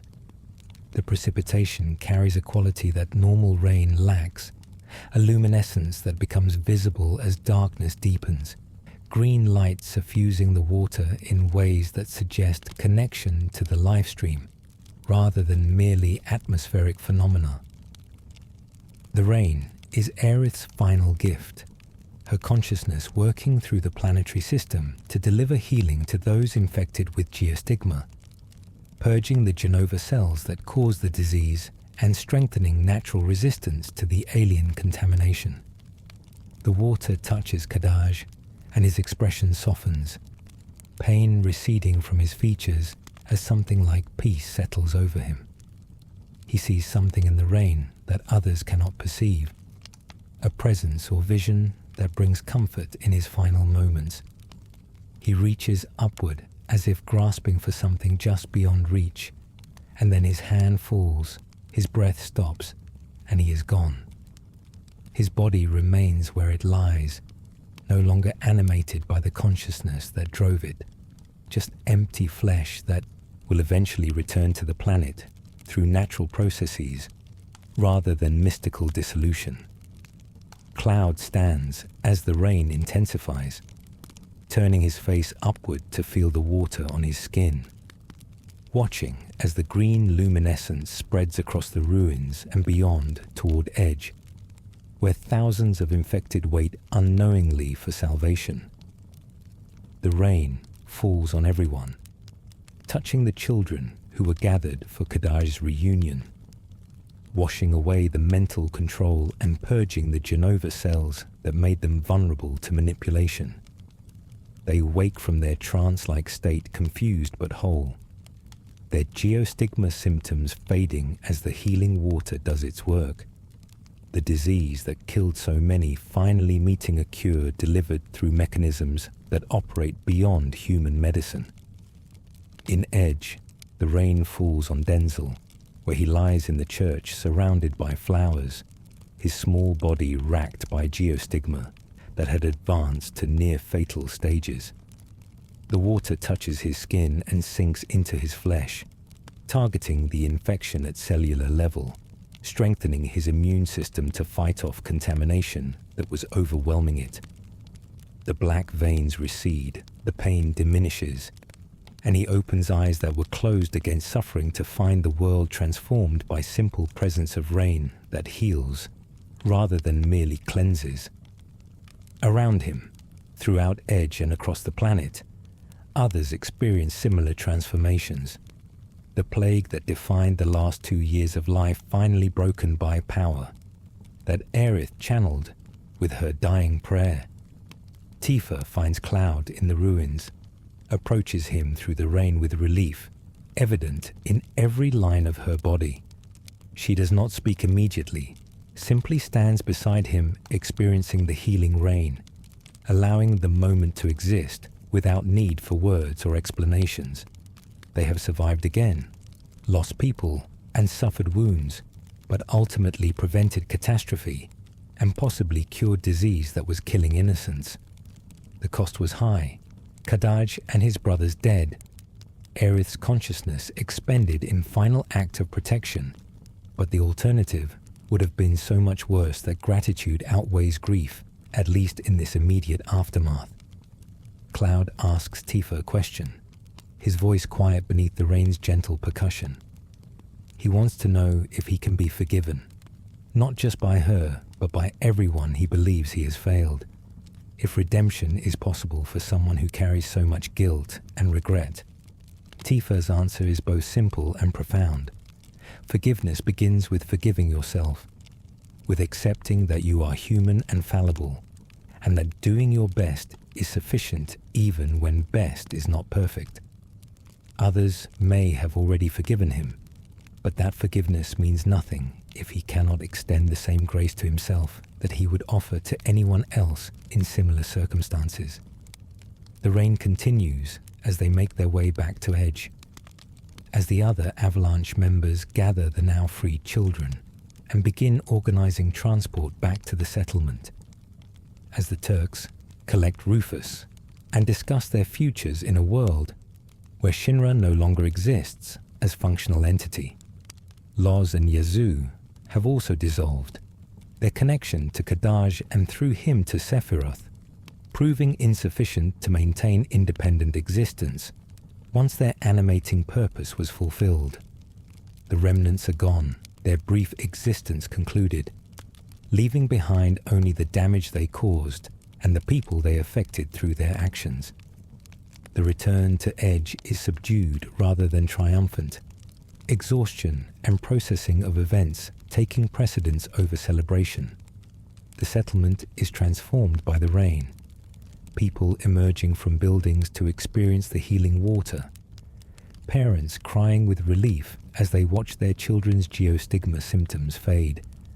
The pervasive atmosphere of despair that has characterized Edge since its founding finally lifting, as hope becomes justified rather than merely desperate. The monument at the settlement center, commemorating the day Meteor was stopped, now stands witness to another salvation, another moment when the world was pulled back from disaster's edge through sacrifices and efforts of those who refused to surrender. Cloud returns to seventh heaven where Marlene and Denzel wait with Tifa, the children's relief at seeing him alive mixing with joy at their own healing, their bodies finally free from disease that has defined their recent existence. Denzel looks at Cloud with worship that makes the man uncomfortable, seeing in him a hero when Cloud knows himself to be merely someone who continues trying despite persistent doubt and failure.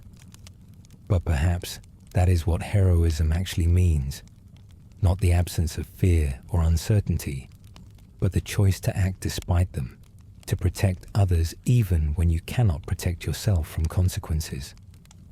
Marlene is less reserved in her affection, launching herself at Cloud with the confidence of a child who knows she will be caught, her arms wrapping around his neck as she chatters about the rain and the healing and how worried she was and how glad she is that he is home. The word stops him momentarily, the casual use of home to describe seventh heaven and his place within it. He has spent 2 years avoiding thinking of this place as home, maintaining emotional distance through physical absence. But Marlene's innocent assumption that of course this is his home reveals how artificial that distance has been.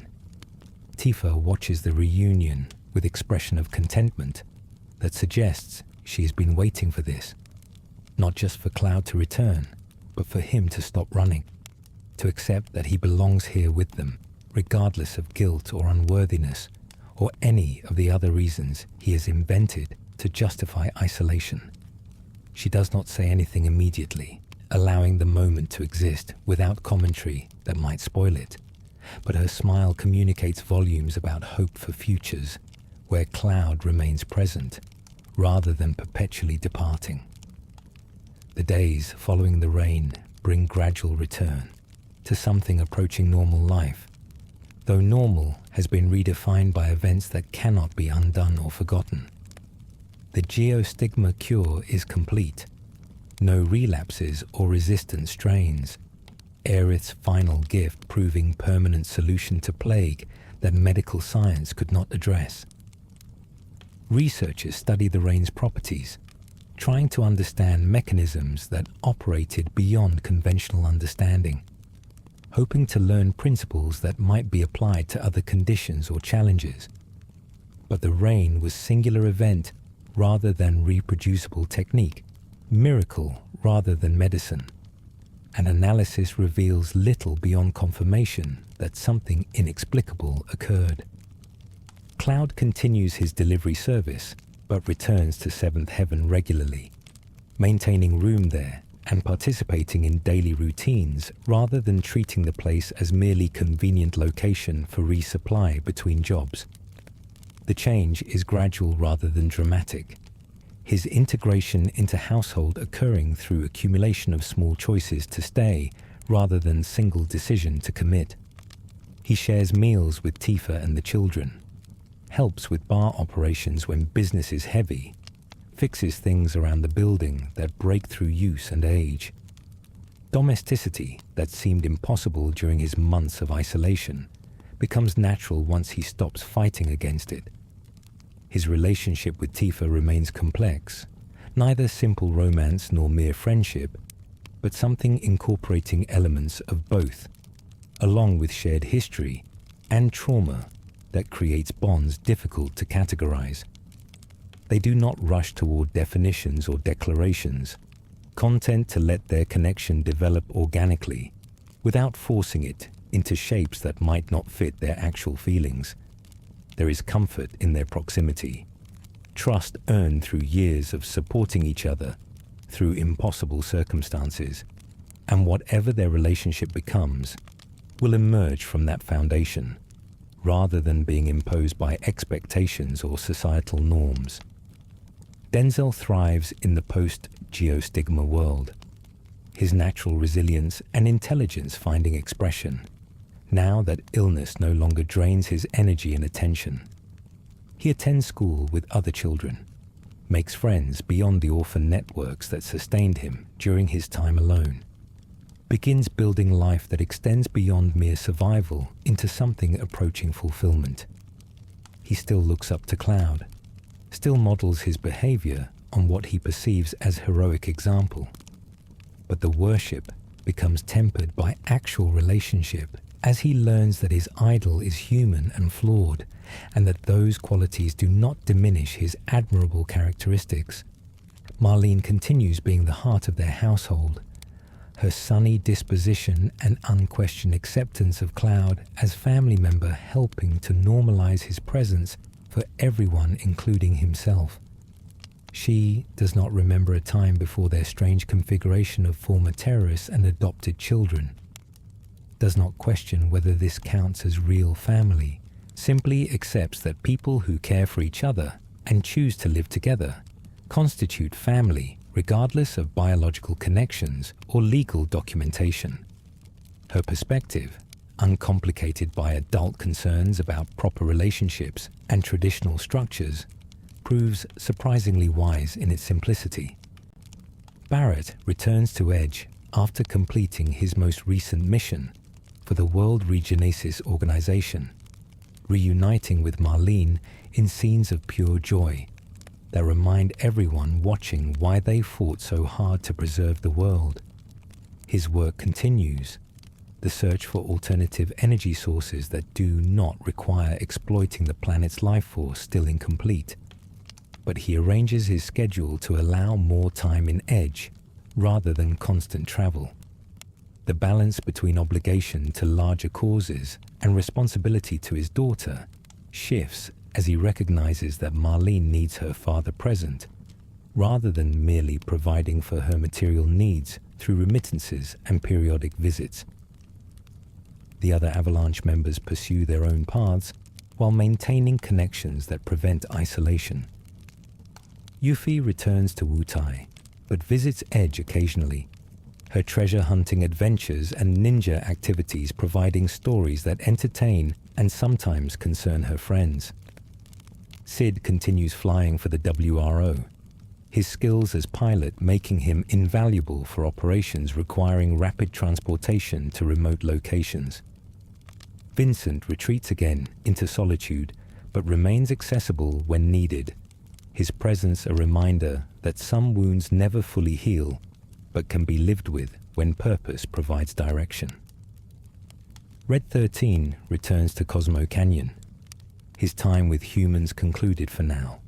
His own species and homeland requiring attention he has neglected during the crisis.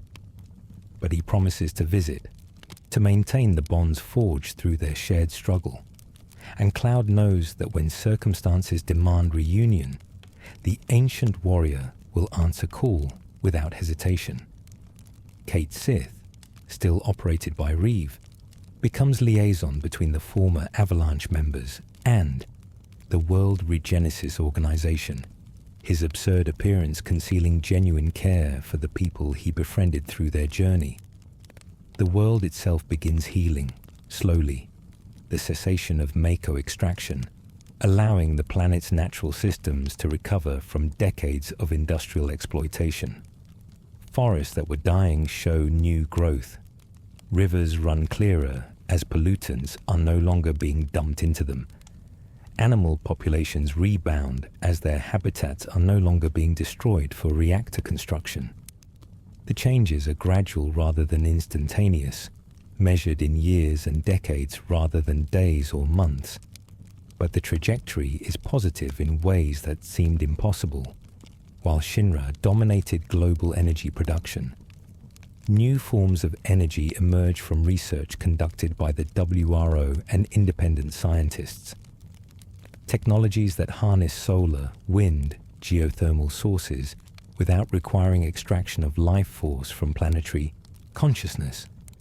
These alternatives are less efficient than Mako in raw output, require more infrastructure and investment to implement at scale, but their sustainability makes them preferable despite practical challenges.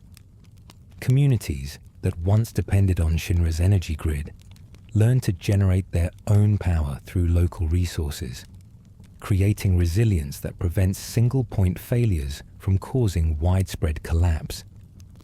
Edge grows from settlement into proper city, its population expanding as people from failed communities and isolated homesteads migrate seeking opportunities and security that comes from numbers. The growth is not without challenges. Resources becoming strained and social tensions emerging as different groups with different histories and expectations attempt to coexist. But these are problems of success rather than failure. Issues that arise from communities thriving rather than merely surviving. Seventh Heaven expands to meet demand. Tifa hiring additional staff and extending operating hours. The bar becoming genuine gathering place for neighborhood rather than merely business. Cloud's delivery service also grows, his reputation for reliability and his willingness to travel dangerous routes, creating demand that requires hiring additional riders and vehicles. He considers expanding the operation into legitimate company with employees and infrastructure beyond just himself and his motorcycle. But growth means administration and management and time spent not riding. Complications that appeal less than the simple clarity of taking packages from one location to another. For now he maintains modest scale, accepting jobs that interest him and declining those that do not, preserving freedom that larger organization would necessarily constrain. The church in Sector 5 remains special location. Aerith's flowers still growing despite the impossibility. The water in the pool where she died still carrying traces of healing properties that researchers cannot replicate or explain. Cloud visits occasionally, not to live there as he did during his months of isolation, but to remember, to maintain connection to someone whose death still hurts but no longer paralyzes. He brings flowers from the church to Aerith's grave at the Forgotten Capital, maintaining the small ritual as way of honoring memory without being imprisoned by it. On one such visit, he encounters Tifa at the church, their separate decisions to visit Aerith's sanctuary coinciding in way that might be chance or might be something more intentional arranged through methods neither fully understands. They sit together among the flowers, conversation unnecessary, presence sufficient. Eventually Tifa speaks, asking if Cloud thinks Aerith is watching them, if she knows how things have turned out, if she would approve of lives they are building from the ruins of everything that came before. Cloud considers the question seriously before responding. He believes Aerith is part of the life stream now, her individual consciousness merged with planetary collective, while still maintaining something of her essential nature, her care for the world and the people in it. She is not watching in the sense of being separate observer, but she is present in the life that flows through everything, the energy that connects all living things into single incomprehensibly vast system. And he believes she would be happy that they are moving forward, that they are healing and building and living, rather than being paralyzed by grief over her loss. Tifa accepts this answer, finding comfort in conception of Aerith as ongoing presence, rather than mere memory. And they sit together until evening light begins fading, and practical concerns about returning to Edge before full darkness require movement. They walk to Cloud's motorcycle together, and when he asks if she wants a ride home, she accepts, climbing on behind him and wrapping her arms round his waist as they accelerate through streets that are empty and silent in ways that Midgar's ruins always feel, regardless of actual isolation or occupation. The journey back to Edge takes them past locations that hold significance from their shared history, places where events occurred that changed their lives and the world. The collapsed remains of Sector 7's support pillar, where thousands died, and Avalanche's original mission ended in catastrophic failure. The highway where Cloud first encountered the remnants, where threat that nearly destroyed everything announced itself through seemingly random attack. The Overlook, where Meteor could be seen approaching during those final desperate days before Holy and the livestream rose to meet it. Each location is memorial and reminder, testament to prices paid and sacrifices made in pursuit of survival and something better. Cloud and Tifa do not stop at these places, do not need to when the memories are carried internally, rather than requiring external prompting, but their passage acknowledges history without being controlled by it. The past shapes them but does not define their futures. Lessons learned becoming foundation for building rather than chains preventing movement. They arrive at Seventh Heaven as night fully settles. The bar's lights warm and welcoming against the darkness. Sounds of conversation and music spilling out into the street. Marlene and Denzel have friends visiting. The house full of children's laughter and energy that makes the building feel alive in ways that empty rooms never could. Cloud and Tifa enter together, automatically separating to handle different tasks. The choreography of domestic partnership so natural that neither consciously thinks about it. Cloud helps Marlene's friends with homework that has defeated their best efforts. His knowledge surprising given his limited formal education, the product of voracious reading during long deliveries and natural intelligence that was always present beneath constructed identities and borrowed memories. Denzel shows him a drawing he made at school, depicting Cloud fighting Bahamut Sin. The perspective and proportions wrong in ways that make the image more charming than accurate representation would be. Cloud offers praise that is genuine despite his discomfort with being portrayed as hero. Recognizing that Denzel's admiration is gift to be accepted gracefully rather than contested or diminished. Tifa manages the bar with practiced efficiency, her movements fluid and economical, her interactions with customers friendly without being overly familiar. She knows most of them by name, remembers their preferences and histories, creates atmosphere where people feel comfortable sharing their concerns and celebrations. The bar serves function beyond commerce, becoming space where community forms and maintains itself, where bonds are strengthened and support networks are built. Her role as bartender makes her confessor and counselor, witness to lives being lived in all their complexity.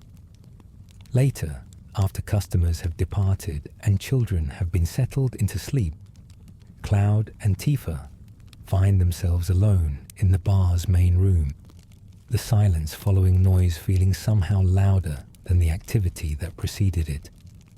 They clean together, washing glasses and wiping surfaces, the mundane tasks creating space for conversation that might not occur during more structured interactions. Tifa mentions that she has been thinking about expanding Seventh Heaven further, possibly opening second location or transforming the current building into something more comprehensive than just bar and home. Cloud listens while continuing his work, considering implications of proposed changes, recognizing that Tifa's plans represent commitment to Edge as permanent home rather than temporary shelter. He offers observations about logistics and finances, practical concerns that need addressing before ambition transforms into reality, but his tone is supportive rather than critical. If she wants to expand, he will help however he can, contributing skills and resources toward realizing her vision. The commitment feels significant despite its prosaic context, acknowledgement that their futures are interconnected in ways that go beyond merely sharing living space. The conversation evolves naturally into discussion of what they want their lives to become, what futures they are building through daily choices and accumulated decisions. Tifa speaks of wanting to create something lasting, a legacy beyond survival. proof that better world is possible despite everything they have endured. Cloud expresses more modest ambitions, simply wanting to wake up without guilt, to look at himself without feeling fraudulent, to accept that he is enough as he is, rather than constantly measuring himself against impossible standards. Their wants are compatible rather than conflicting, different scales of aspiration serving complementary purposes. And in the quiet of seven heavens, empty bar, they reach unspoken understanding about continuing together toward futures they cannot precisely envision, but can work toward constructing. There are no declarations or promises, no dramatic gestures or romantic proclamations, just two people choosing partnership over solitude and agreeing to keep making that choice day after day as circumstances permit. Time passes, measured in deliveries completed and customers served, in children growing and seasons changing, in the slow accumulation of ordinary moments that constitute actual life, rather than merely dramatic crisis. Edge continues developing. Seventh heaven becomes established institution. Cloud's business thrives without expanding beyond manageable scale. The world heals incrementally. No sudden transformations, but steady improvement that suggests sustainable progress, rather than temporary reprieve before next disaster. Occasionally, threats emerge that require Avalanche's attention, isolated incidents rather than world-threatening catastrophes, problems that can be addressed through targeted intervention rather than requiring planetary-scale response. The team reunites for these missions, their coordination still fluid, despite extended periods without contact, trust and understanding persisting through separation. They are no longer constant presence in each other's lives, but they remain connected, bonds forged through shared trauma, creating obligations that transcend convenience or casual friendship. Cloud continues visiting Aerith's church and grave, his relationship with her memory evolving from open wound into scar tissue that aches occasionally, but no longer bleeds. He speaks to her sometimes, not expecting response, but finding value in articulation of thoughts and feelings that he keeps private from living companions. He tells her about his life, about the children, about Tifa, about small victories and persistent struggles that constitute existence between dramatic events. He thanks her for the rain, for the healing, for believing in him when he could not believe in himself. One such visit concludes with Cloud lingering at the church longer than usual, sitting among flowers, while afternoon light filters through damaged roof, creating patterns of illumination and shadow that shift as sun moves across sky. He does not notice Tifa's arrival immediately, his attention absorbed by his own thoughts, but when she speaks he is not surprised, some part of him having expected, or perhaps hoped, she would find him here. She has Marlene and Denzel with her, the children playing among flowers with careful respect for the plants, their laughter bright against the church's melancholic atmosphere. Tifa sits beside Cloud, without asking permission or offering explanation for her presence, simply joining him in the space he occupies. They watch the children together, and Tifa mentions that Denzel asked whether Cloud would teach him to fight, wants to learn to protect people the way Cloud protected him. Cloud's immediate reaction is refusal, not wanting to train anyone for combat, not wanting to perpetuate cycles of violence that have defined his own life. But Tifa gently challenges this impulse, pointing out that knowing how to fight is different from choosing to fight, that skills can serve defensive purposes without requiring dedication to warrior lifestyle. Denzel will face dangers regardless of whether Cloud teaches him. The question is whether he faces them with training or without it, prepared or helpless. The argument is convincing. Or perhaps Cloud simply recognizes that refusing to teach Denzel will not prevent the boy from finding other instructors, and he agrees to provide training with the understanding that it will emphasize discipline and responsibility alongside technique. He will teach Denzel to fight, but more importantly, he will teach him why fighting should always be last resort rather than first instinct, why protecting others begins with avoiding conflict rather than seeking it. Marlene asks if she can learn too, her request startling both adults, and Cloud finds himself agreeing, before fully considering implications of training Barrett's daughter in combat.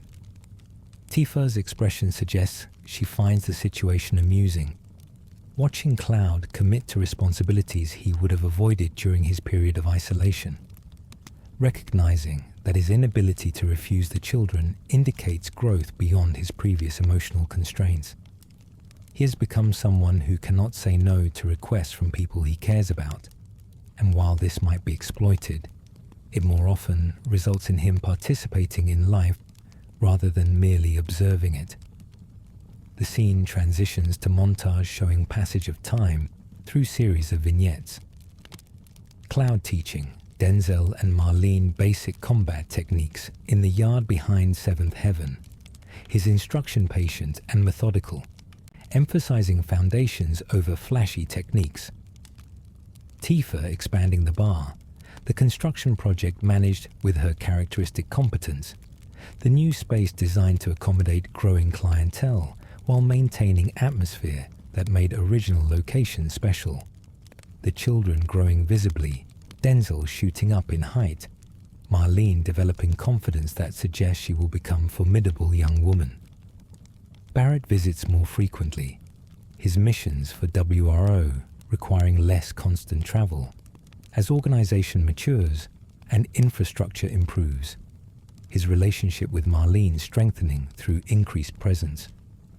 The reunions always include meals at Seventh Heaven, the bar closed to public so family can gather privately, conversations flowing easily between people who trust each other completely. These gatherings expand to include other Avalanche members when circumstances permit. Vincent making rare appearances, Sid and Yuffie showing up together after joint WRO mission, Red 13 staying for extended visits during migrations between Cosmo Canyon and other destinations.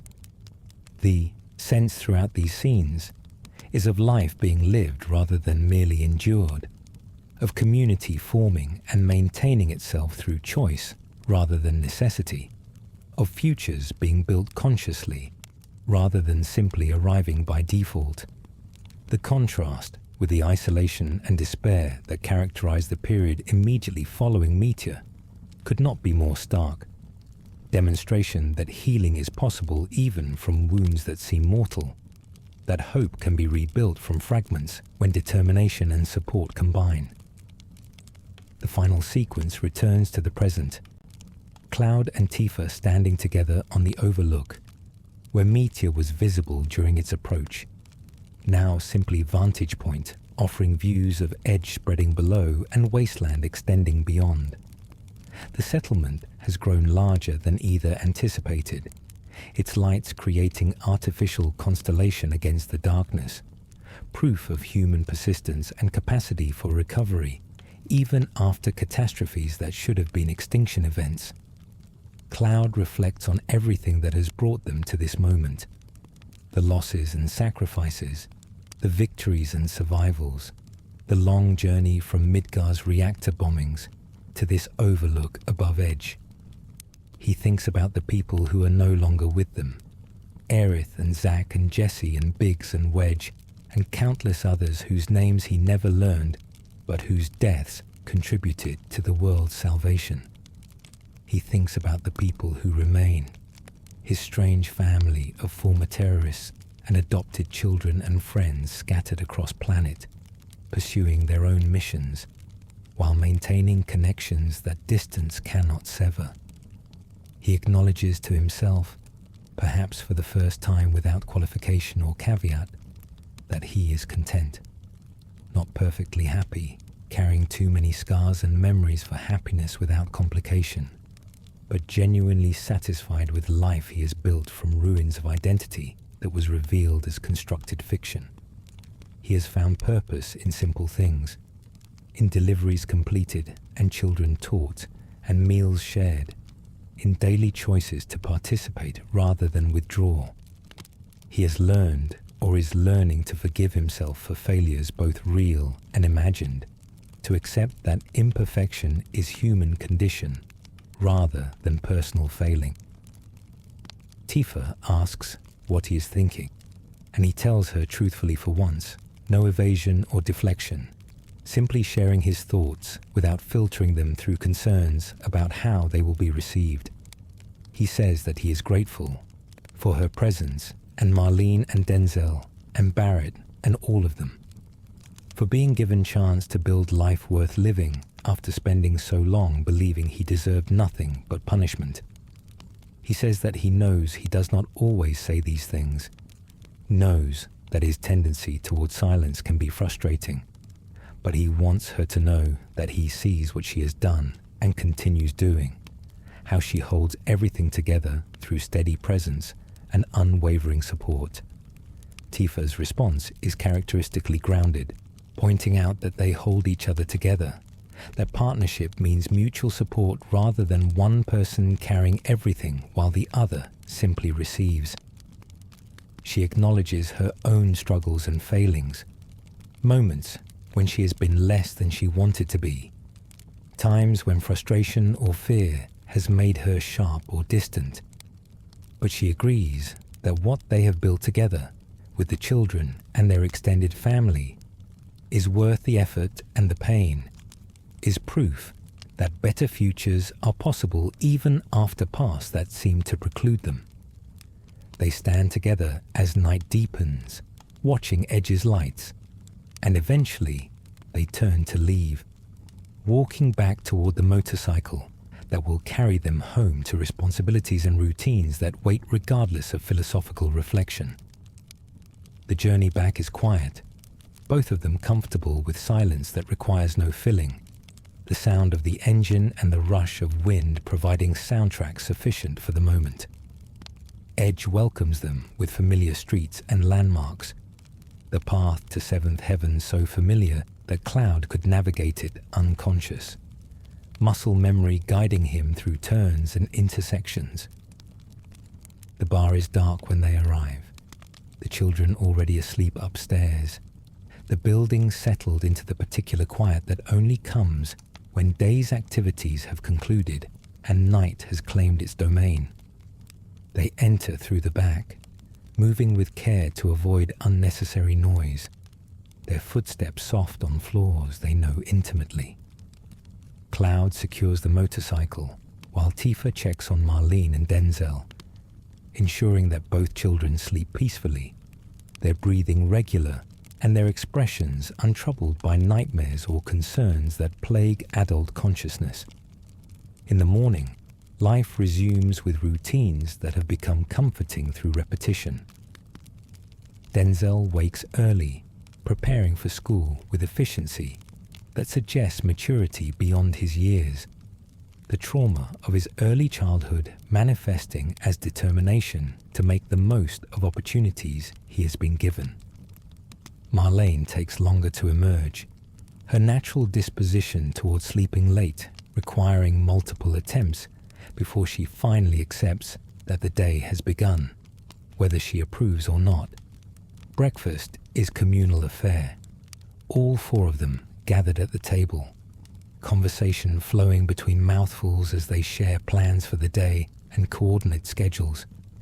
Cloud has deliveries scheduled, routes that will take him to settlements on Edge's periphery and possibly beyond, depending on whether additional jobs materialize during his travels. Tifa has the bar to manage, inventory to order, staff to coordinate, the 1,000 small tasks that constitute running a business becoming second nature through years of practice. The children have school, homework from previous night to submit, and new lessons to absorb. their education representing investment in futures that seem more secure than anything previous generations could expect. They separate to pursue their individual responsibilities, the household dispersing as members move toward their respective obligations, but the separation is temporary rather than permanent, all of them knowing they will reconverge at day's end to share experiences and maintain connections that make isolation unnecessary. Cloud departs on his motorcycle, the familiar weight of packages secured behind him, the road stretching ahead with possibilities both mundane and potentially extraordinary depending on what circumstances present. The wasteland between Edge and other settlements remains dangerous. Monsters spawned from concentrated Mako exposure or livestream disturbances still prowling areas where human presence is minimal. Cloud encounters several during his delivery run, mechanical creatures left behind from Shinra's security forces alongside organic mutations that have adapted to post-Mako environment. He dispatches them with efficiency born from endless practice, his sword work economical and devastating, threats eliminated before they can complicate his schedule or threaten packages he has been entrusted to deliver. One delivery takes him to a small settlement built around a spring. Community of perhaps 50 people attempting to create sustainable existence through agriculture and careful resource management. They welcome him with familiarity born from previous visits, his reliability making him trusted figure despite his reserved demeanor and intimidating appearance. The package he delivers contains medical supplies ordered from Edge, medications and equipment that cannot be produced locally, lifelines that connect isolated communities to broader networks of support and commerce. The settlement's elder asks if Cloud has heard news from other areas, whether the rumors about Deep Ground are merely paranoia or represent actual threat requiring preparation. Cloud admits ignorance about Deep Ground, his attention focused on immediate concerns rather than tracking every potential danger that might or might not materialize. The Elder explains that Deep Ground was Shinra's secret military project, deeper even than the Turks or Soldier. Operatives enhanced beyond anything public programs achieved, and allegedly lost when Midgar collapsed. Recent sightings suggest survivors might be active again, pursuing agendas unknown, but presumably dangerous, given their origins and capabilities. Cloud files the information away for later consideration, recognizing that if Deep Ground represents genuine threat rather than merely paranoid speculation, Avalanche will need to investigate and potentially respond. But for now, he has deliveries to complete, people depending on him to transport packages that matter to them, regardless of whether they seem significant to external observers. He thanks the Elder for the information, accepts payment for the delivery along with a meal prepared by the settlement's communal kitchen, and departs with new packages to transport back to Edge. The return journey provides time for reflection that long rides invariably encourage. His mind processing information and experiences while his body handles the mechanical requirements of navigation and vehicle control. He thinks about the Elder's concerns regarding Deep Ground, about whether this represents next crisis requiring heroic intervention, or merely one of countless problems that humanity must address through ordinary, rather than extraordinary means. He hopes for the latter while preparing mentally for the former, recognizing that his life has accustomed him to expecting threats rather than trusting peace. He thinks about Denzel and Marlene, about the training sessions he is committed to providing, about responsibility of passing knowledge to next generation and ensuring they understand not just techniques but philosophy underlying their appropriate use. He remembers his own training, the borrowed memories from Zack, mixing with actual experiences in Hojo's laboratory, the confusion about what he learned versus what he believes he learned, creating uncertainty that took years to resolve. He wants better for the children, wants them to develop skills without trauma, to gain confidence without losing innocence or becoming defined by violence. He thinks about Tifa and their undefined relationship, about how they have built something meaningful without requiring labels or formal commitments, how their partnership functions through mutual understanding rather than explicit contracts or promises. Part of him wants to formalize things, to make declarations and establish certainty, but larger part recognizes that what they have works precisely because it has developed organically rather than being forced into predetermined shapes. Perhaps the uncertainty is feature rather than bug, allowing evolution and adaptation as circumstances and people change.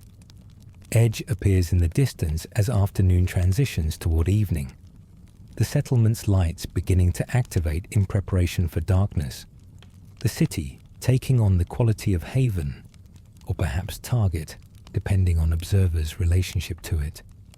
For Cloud it is home, imperfect and complicated, but genuinely his in ways that Midgar never was, despite spending his entire life before Meteor in that vertical city of metal and desperation. He accelerates slightly, eager to complete his day's work and return to the people waiting for him. The motivation both familiar and still somewhat surprising to someone who spent months actively avoiding exactly this kind of domestic attachment. 7. Heaven welcomes him with sounds and smells that have become synonymous with comfort. Tifa's cooking filling the building with aromas that promise satisfaction. Children's voices carrying from upstairs where homework battles presumably rage. He enters through the back, securing his motorcycle and equipment with practiced efficiency, the transition from delivery rider to household member occurring seamlessly through repetition. Tifa greets him from the kitchen, asking about his day while simultaneously managing multiple cooking tasks, her ability to divide attention without compromising any single focus, impressive as always. Dinner is communal affair, the four of them gathered again, the meal providing structure for sharing experiences and maintaining connections. Denzel talks about his school day, mentioning a project on pre-Meteor history that he finds fascinating despite most classmates' indifference, his intellectual curiosity suggesting academic future if he chooses to pursue it. Marlene shares playground drama that seems monumentally important to her, despite its objective triviality, her social development progressing normally for someone her age. The trauma of her early years not preventing her from engaging with peers and building friendships. Cloud mentions the deep ground rumors, not to alarm anyone, but to share information that might require collective consideration if it develops into actual threat. Tifa recognizes the name, recalls references from documents they encountered during their infiltration of Shinra headquarters years ago. Warnings about classified projects existing below even the Turks' clearance levels. She agrees that monitoring the situation makes sense, that maintaining awareness of potential threats is prudent, even while hoping they do not materialize into crises requiring intervention. After dinner, Cloud works with Denzel and Marlene in the yard, their training session focusing on defensive stances and footwork, rather than offensive techniques. Emphasis on fundamentals that provide foundation for everything that follows. He watches Denzel's natural athleticism, the boy's movements becoming more fluid as muscle memory develops, coordination improving through repetition and correction. Marlene struggles more with physical aspects, her smaller size and younger age making techniques more challenging, but her determination compensates for current limitations, her refusal to quit indicating she will eventually master what currently defeats her. Tifa observes from the doorway, her expression mixing pride and concern as she watches Cloud train the children, recognizing both the value of skills he imparts and the worry that they might eventually need to use them.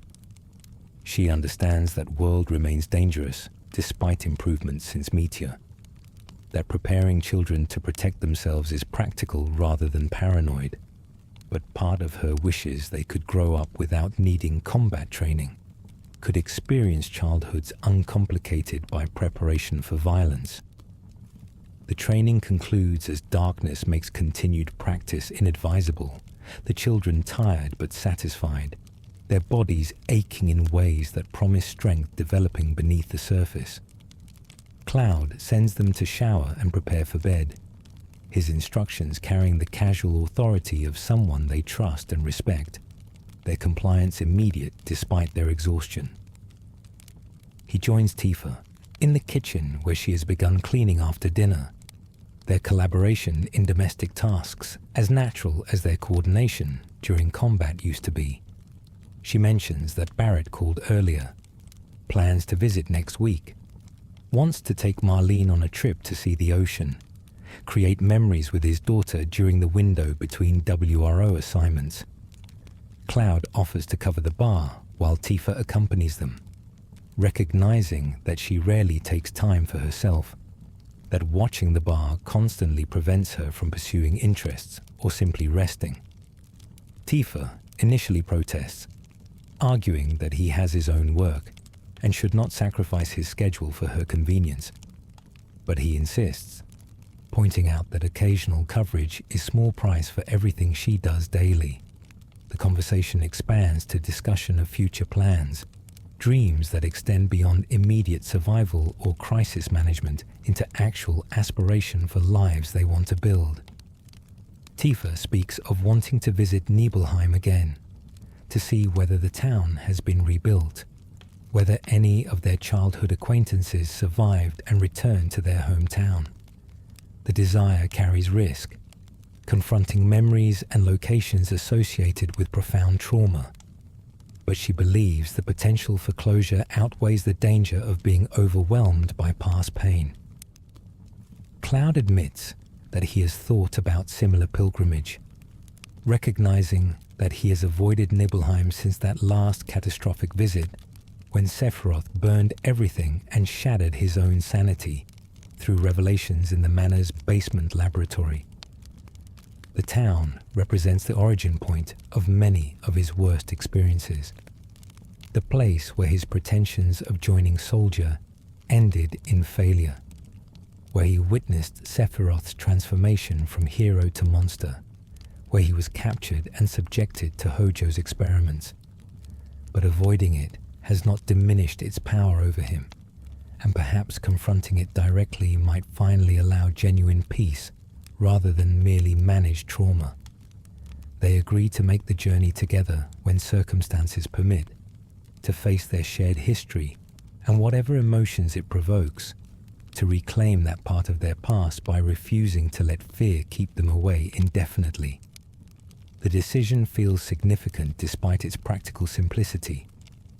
Acknowledgement that healing requires confronting wounds rather than merely covering them, that moving forward sometimes requires first looking backward with honest recognition of what was lost and how it shapes present reality. The evening concludes with quiet time, Cloud and Tifa sitting together in the bar's main room after children have gone to bed and the building has settled into nighttime stillness. They do not always talk during these moments, sometimes simply existing in shared space, presence itself providing comfort that words would only complicate. Tonight Tifa breaks the silence to ask whether Cloud is happy, whether the life they have built satisfies him, or whether he still yearns for something different, some alternative future he imagines might be superior to present reality. The question is not accusatory, but genuinely curious. Tifa's desire to understand Cloud's internal state, reflecting her concern for his well-being, rather than insecurity about their relationship. Cloud considers carefully before responding, recognizing that honesty requires vulnerability. He does not always find comfortable. He explains that happy might be too strong a term. suggesting contentment he has not fully achieved, but he is more at peace than he has ever been, more accepting of himself and his limitations, more able to appreciate what he has, rather than fixating on what he lacks. He acknowledges that guilt still surfaces occasionally, that memories of Aerith and Zack and others he could not save still cause pain that time has not fully healed. But these feelings no longer dominate his consciousness, no longer prevent him from functioning or building future oriented around connection rather than isolation. He has learned, or is learning, to carry grief without being crushed by it, to remember without being imprisoned by memory, to honor the dead through how he lives, rather than through perpetual self-punishment that serves no one. Tifa listens without interrupting, allowing Cloud to express thoughts he rarely articulates, and when he finishes, she simply takes his hand. Physical connection communicating support that words might complicate or diminish. They sit together in comfortable silence until tiredness makes continued wakefulness inadvisable, and they retire separately to their own rooms, the boundary between them maintained not from lack of desire, but from mutual understanding that some transitions require time and cannot be rushed without risking what has already been achieved. Days accumulate into weeks, weeks into months, the passage of time marked by changing seasons and growing children and evolving routines. Edge continues developing, its population increasing as outlying settlements consolidate into larger community, the advantages of infrastructure and security outweighing the costs of higher density and reduced autonomy. Seventh Heaven becomes established landmark, place where multiple generations gather, where community maintains itself through informal networks of relationship and reciprocity. Cloud's delivery service expands despite his resistance to formal growth, demand requiring him to establish regular routes and eventually hire additional riders when single person can no longer handle volume. He maintains personal control over the operation, refusing to become pure administrator disconnected from actual delivery work, but he accepts that growth is an inevitable consequence of success and that managing it is preferable to letting it manage him. The additional riders are young people from Edge, trained by Cloud in both vehicle operation and self-defense, their employment providing income and purpose in settlement still finding its economic equilibrium. The deep ground rumors evolve from speculation into confirmed threat, sightings becoming more frequent and reliable, attacks on outlying settlements attributed to enhanced soldiers operating with capabilities and equipment that suggest Shinra origins. The World Regionesis Organization investigates, dispatching teams including Reeve and the Turks, and eventually they confirm that Deep Ground survived Midgar's collapse, maintaining underground facilities that escape destruction. Their current activities and objectives remain unclear, but the pattern suggests they are gathering resources and personnel for some larger operation not yet revealed. Avalanche convenes at Seventh Heaven to discuss the developing situation, the old team gathering around a table where they once planned reactor bombings and revolution. The atmosphere is different now, more professional and less desperate. The stakes still high, but the context fundamentally altered by their previous successes and accumulated experience. They are no longer amateur terrorists hoping to make Shinra notice them, but experienced operatives with proven capabilities and established reputation. Vincent provides most detailed information, his investigation revealing that Deep Ground was created as Shinra's ultimate military asset. Soldiers enhanced beyond soldier standards through treatments that made them effectively superhuman at cost of psychological stability and shortened lifespans. The program was classified even within Shinra, known only to select executives and the scientists who developed the enhancement protocols. When Midgar collapsed, deep ground facilities survived beneath the ruins, their inhabitants trapped but alive, adapting to isolation while maintaining military structure and capability. Recent activities suggest deep ground has found ways to access surface, that they are pursuing agenda related to something called Omega, a weapon or entity connected to the planet's defense mechanisms. Details remain scarce, but the implication is that deep ground believes awakening or controlling Omega will serve whatever purposes drive their actions, and given their origins and capabilities, preventing them from succeeding should probably be prioritized regardless of uncertain specifics about their ultimate goals. The discussion that follows is practical rather than philosophical, focusing on logistics and strategy rather than debating whether intervention is necessary. They accept that deep ground represents threat requiring response, that allowing them to proceed unchallenged would be abdicating responsibility they have assumed through their previous actions and capabilities. The question is not whether to act, but how to act effectively against opponents who may be more dangerous than any they have previously faced, including Sephiroth and his remnants. Plans developed through collaborative discussion, each member contributing based on their expertise and resources. The strategy emerging organically rather than being imposed by a single leader. They will coordinate with the WRO, combining Avalanche's combat capabilities with the organization's intelligence network and infrastructure support.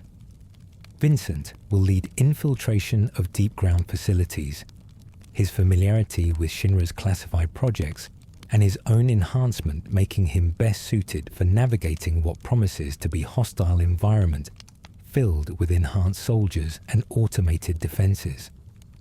Cloud's role will focus on surface operations, dealing with deep ground forces that emerge from underground to pursue objectives or engage targets. Tifa insists on accompanying him, despite his initial resistance, her argument that she has always fought alongside him and will not stop now proving convincing despite his concerns about her safety. Barrett, Sid, and Yuffie will provide support across multiple fronts, their diverse capabilities allowing response to developments that cannot be anticipated during planning phase. The meeting concludes with understanding that this operation may require extended commitment, that unlike previous crises which built to single climactic confrontation, Deep Ground will likely require sustained campaign of engagement and attrition before threat is neutralized. They accept this reality, acknowledge that the lifestyle they have been building may need to be temporarily suspended while they address this challenge, that the responsibilities they have assumed through their capabilities cannot be shirked when people need protection only they can provide. Cloud speaks with Denzel and Marlene that evening, explaining that he and Tifa will be away more frequently, that the delivery service will operate on reduced schedule, that household routines will be disrupted. He does not provide details about the danger or the specifics of the mission, judging that such information would provoke worry without providing useful understanding, but he is honest that the situation is serious and requires their full attention.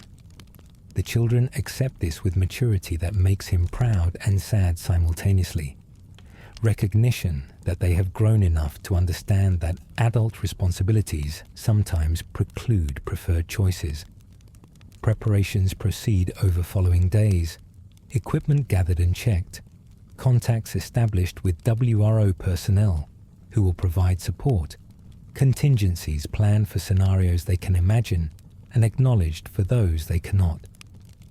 Cloud visits Aerith's church one final time before operations begin, not seeking permission or blessing, but simply maintaining connection to memory that still guides him even years after her death. He sits among the flowers and speaks to presence he believes persists in the live stream, telling her about the children, about Tifa, about how he is trying to live in ways that honor her sacrifice rather than being paralyzed by it. The campaign against Deep Ground unfolds over weeks that stretch into months. A base series of engagements ranging from brief skirmishes to sustained battles, the enhanced soldiers proving every bit as dangerous as intelligence suggested. They fight with coordination and capability that regular military forces cannot match. Their tactics sophisticated, and their equipment advanced beyond anything currently available to surface communities. Each victory comes at cost, injuries and exhaustion accumulating even when casualties are avoided, the sustained nature of the conflict wearing on everyone involved. Vincent's infiltration reveals that Deep Ground is indeed pursuing Omega, though the specifics remain frustratingly unclear, even after successful raids on their facilities. Omega appears to be something the planet created as ultimate defense mechanism, a being or weapon capable of sterilizing the surface if threats to the lifestream become existential. Deep Ground's leader, a man named Weiss, believes controlling Omega will grant godlike power, will elevate him beyond merely enhanced human into something transcendent. Echoes of Sephiroth's ambitions, but pursued through different methodology. The revelation transforms the conflict from conventional military operation into race against time, preventing Omega's awakening becoming critical objective that supersedes all other considerations. The challenge is compounded by uncertainty about how to actually prevent the awakening, the mechanisms by which Deep Ground intends to trigger it remaining obscure despite interrogations and captured intelligence. They are fighting blind in ways that feel familiar from their conflict with Sephiroth, reacting to developments rather than dictating terms, always one step behind despite their best efforts. A breakthrough comes when Vincent discovers his own connection to the situation. His transformation by Shinra's experiments decades ago having been early prototype for techniques that later produced both soldier and Deep Ground operatives. The creature called Chaos that he can transform into is apparently linked to Omega, serving as counterbalance or perhaps trigger for the ultimate weapon's activation. The knowledge that he might be key to either preventing or enabling catastrophe weighs heavily on Vincent, his guilt about his past involvement with Shinra's crimes deepening as he recognizes how extensively he remains entangled in their legacy. The final confrontation approaches as Deep Ground's preparations reach critical stage, their forces gathering at a location beneath Midgar's ruins where they believe Omega can be awakened and controlled. Avalanche and the WRO coordinate for assault on the facility, knowing that failure will result in planetary-scale catastrophe that will make Meteor seem mild by comparison. The stakes have never been higher, the consequences of defeat absolute in ways that remove any middle ground between complete success and total failure.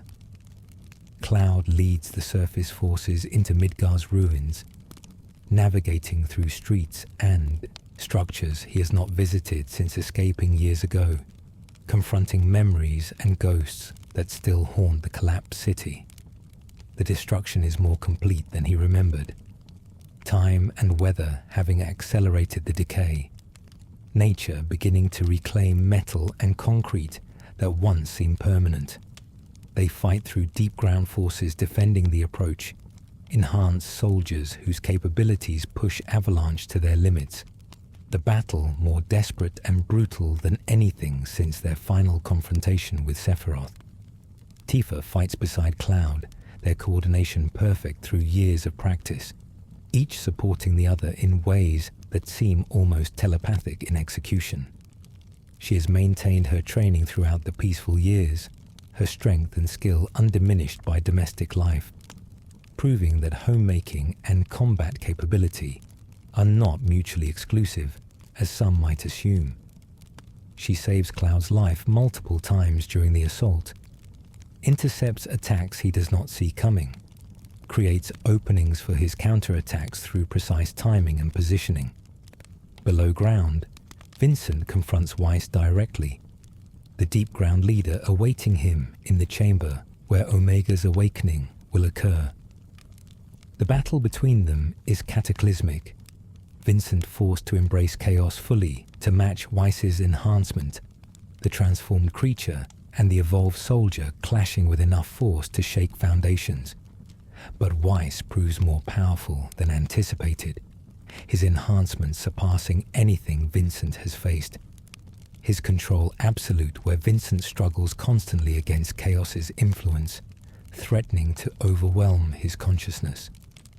The tide turns when another presence manifests, a consciousness that has been lurking within Weiss without his knowledge, using him as vessel for its own resurrection. The spirit of Nero, Weiss's brother, and another deep ground operative reveals itself and the true scope of the threat. But this revelation provides opening. Weiss momentarily distracted by his brother's unexpected presence, and Vincent seizes the opportunity to strike decisively, his attack breaking Weiss's concentration and disrupting the ritual meant to awaken Omega. On the surface, Cloud senses the shift, recognizes that critical moment has arrived, even without understanding specifics. He pushes forward with renewed determination, breaking through Deep Ground's defensive line to reach the chamber entrance, where Omega's emergence would occur if allowed to proceed. The final barrier is a massive door secured by mechanisms that should be impenetrable, but Cloud does not accept impossible as answer when survival depends on success. He channels everything he has learned, every technique and enhancement and moment of transcendent capability, into single attack that obliterates the door and creates passage forward.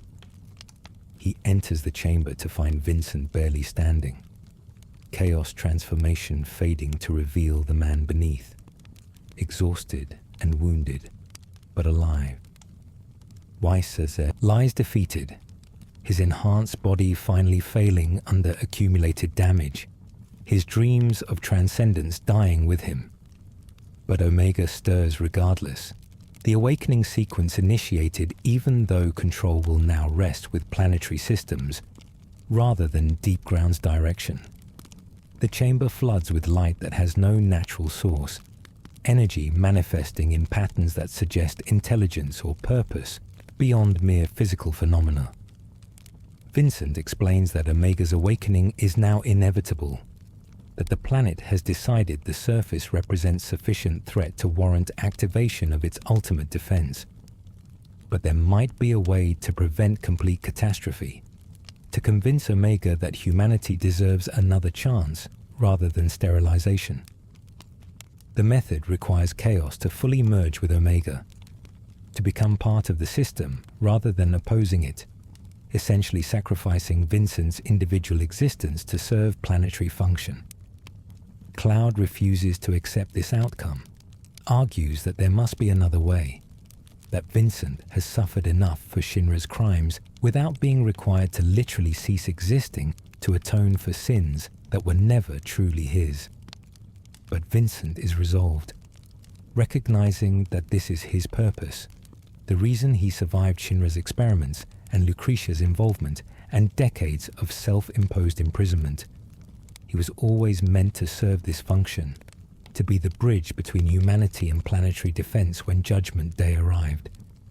Before Cloud can prevent him, Vincent surrenders to Chaos completely, allowing the creature full control, and Chaos ascends toward Omega, the two beings merging in an explosion of light and energy that fills the chamber and spills out across Midgar's ruins. The synthesis is not destruction, but transformation.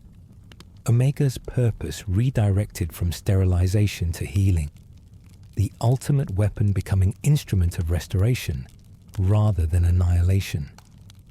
The life stream surges in response, pure life energy flooding across the planet, accelerating healing processes that were occurring naturally but far too slowly to prevent long-term damage from Shinra's decades of exploitation. Cloud watches Vincent disappear into Omega, watches his friend sacrifice himself for world salvation, and the loss strikes with familiar pain, despite the nobility of the sacrifice. Another person he could not save, another friend who gave everything so others could continue living. The pattern repeats endlessly despite his best efforts.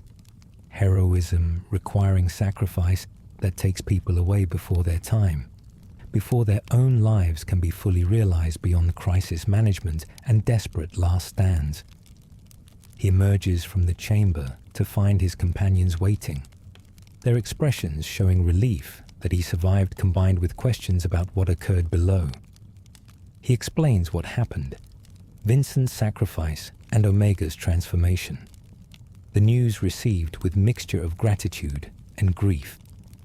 They have saved the world again, prevented catastrophe that would have rendered Meteor's threat insignificant by comparison. But the cost was someone they cared about, someone whose suffering should have ended years ago, but instead continued until it consumed him completely. The journey back to Edge is subdued, victory tainted by loss in ways that feel grimly familiar. They have experience with this particular emotional configuration, the knowledge that succeeding does not preclude mourning, that gratitude for survival does not erase pain of absence. Vincent was never the most social member of their group, his tendency toward isolation making his presence irregular and his participation conditional, but he was one of them. His rare appearances valued precisely because they could not be taken for granted. Tifa finds Cloud at Seventh Heaven later that night, discovers him sitting in the bar's darkened main room, staring at nothing in particular. She joins him without invitation, her presence announcing her understanding that he needs company, even if he does not explicitly request it. They sit in silence for a long while before Cloud speaks, his voice carrying exhaustion that goes beyond merely physical fatigue. He wonders aloud whether it ever ends, whether there will ever come a time when the world does not need saving, when they can simply live without preparation for next crisis lurking just beyond the horizon.